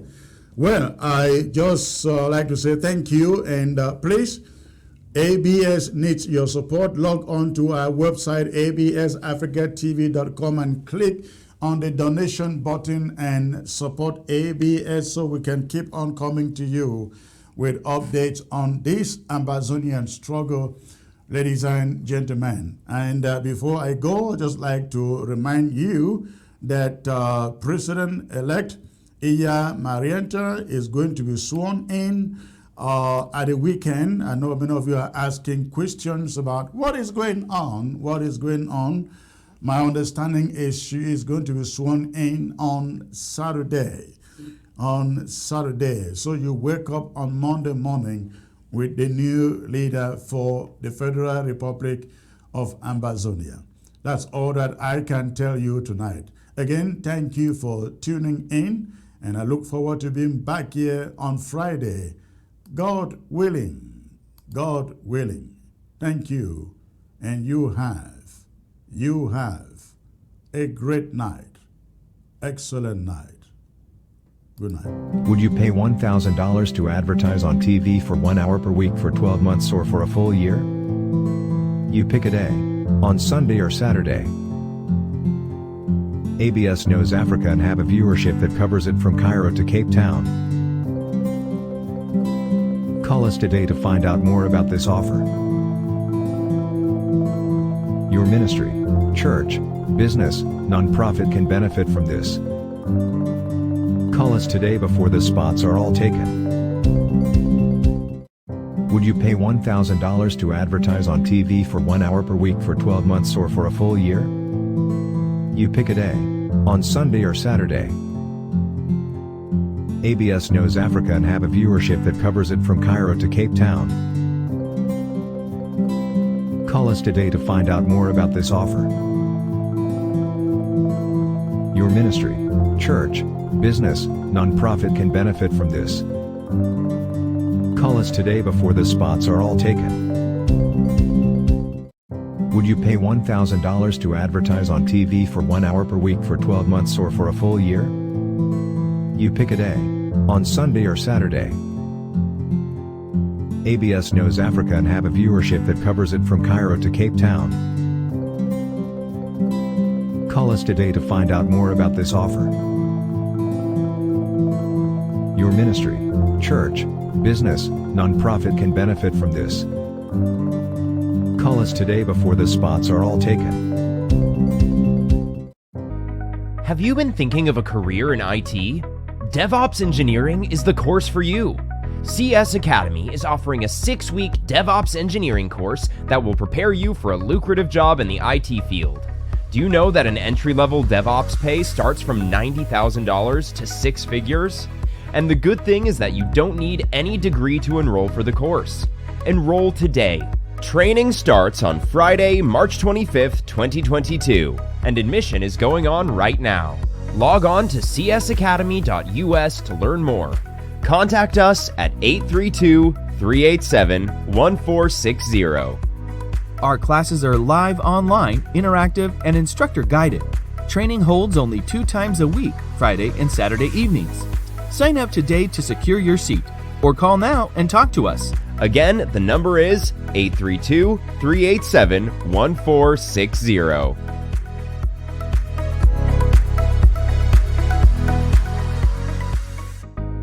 Have you been thinking of a career in IT? DevOps engineering is the course for you. CS Academy is offering a 6-week DevOps engineering course that will prepare you for a lucrative job in the IT field. Do you know that an entry-level DevOps pay starts from $90,000 to 6 figures? And the good thing is that you don't need any degree to enroll for the course. Enroll today. Training starts on Friday, March 25th, 2022, and admission is going on right now. Log on to csacademy.us to learn more. Contact us at 832-387-1460. Our classes are live online, interactive, and instructor guided. Training holds only 2 times a week, Friday and Saturday evenings. Sign up today to secure your seat, or call now and talk to us. Again, the number is 832-387-1460.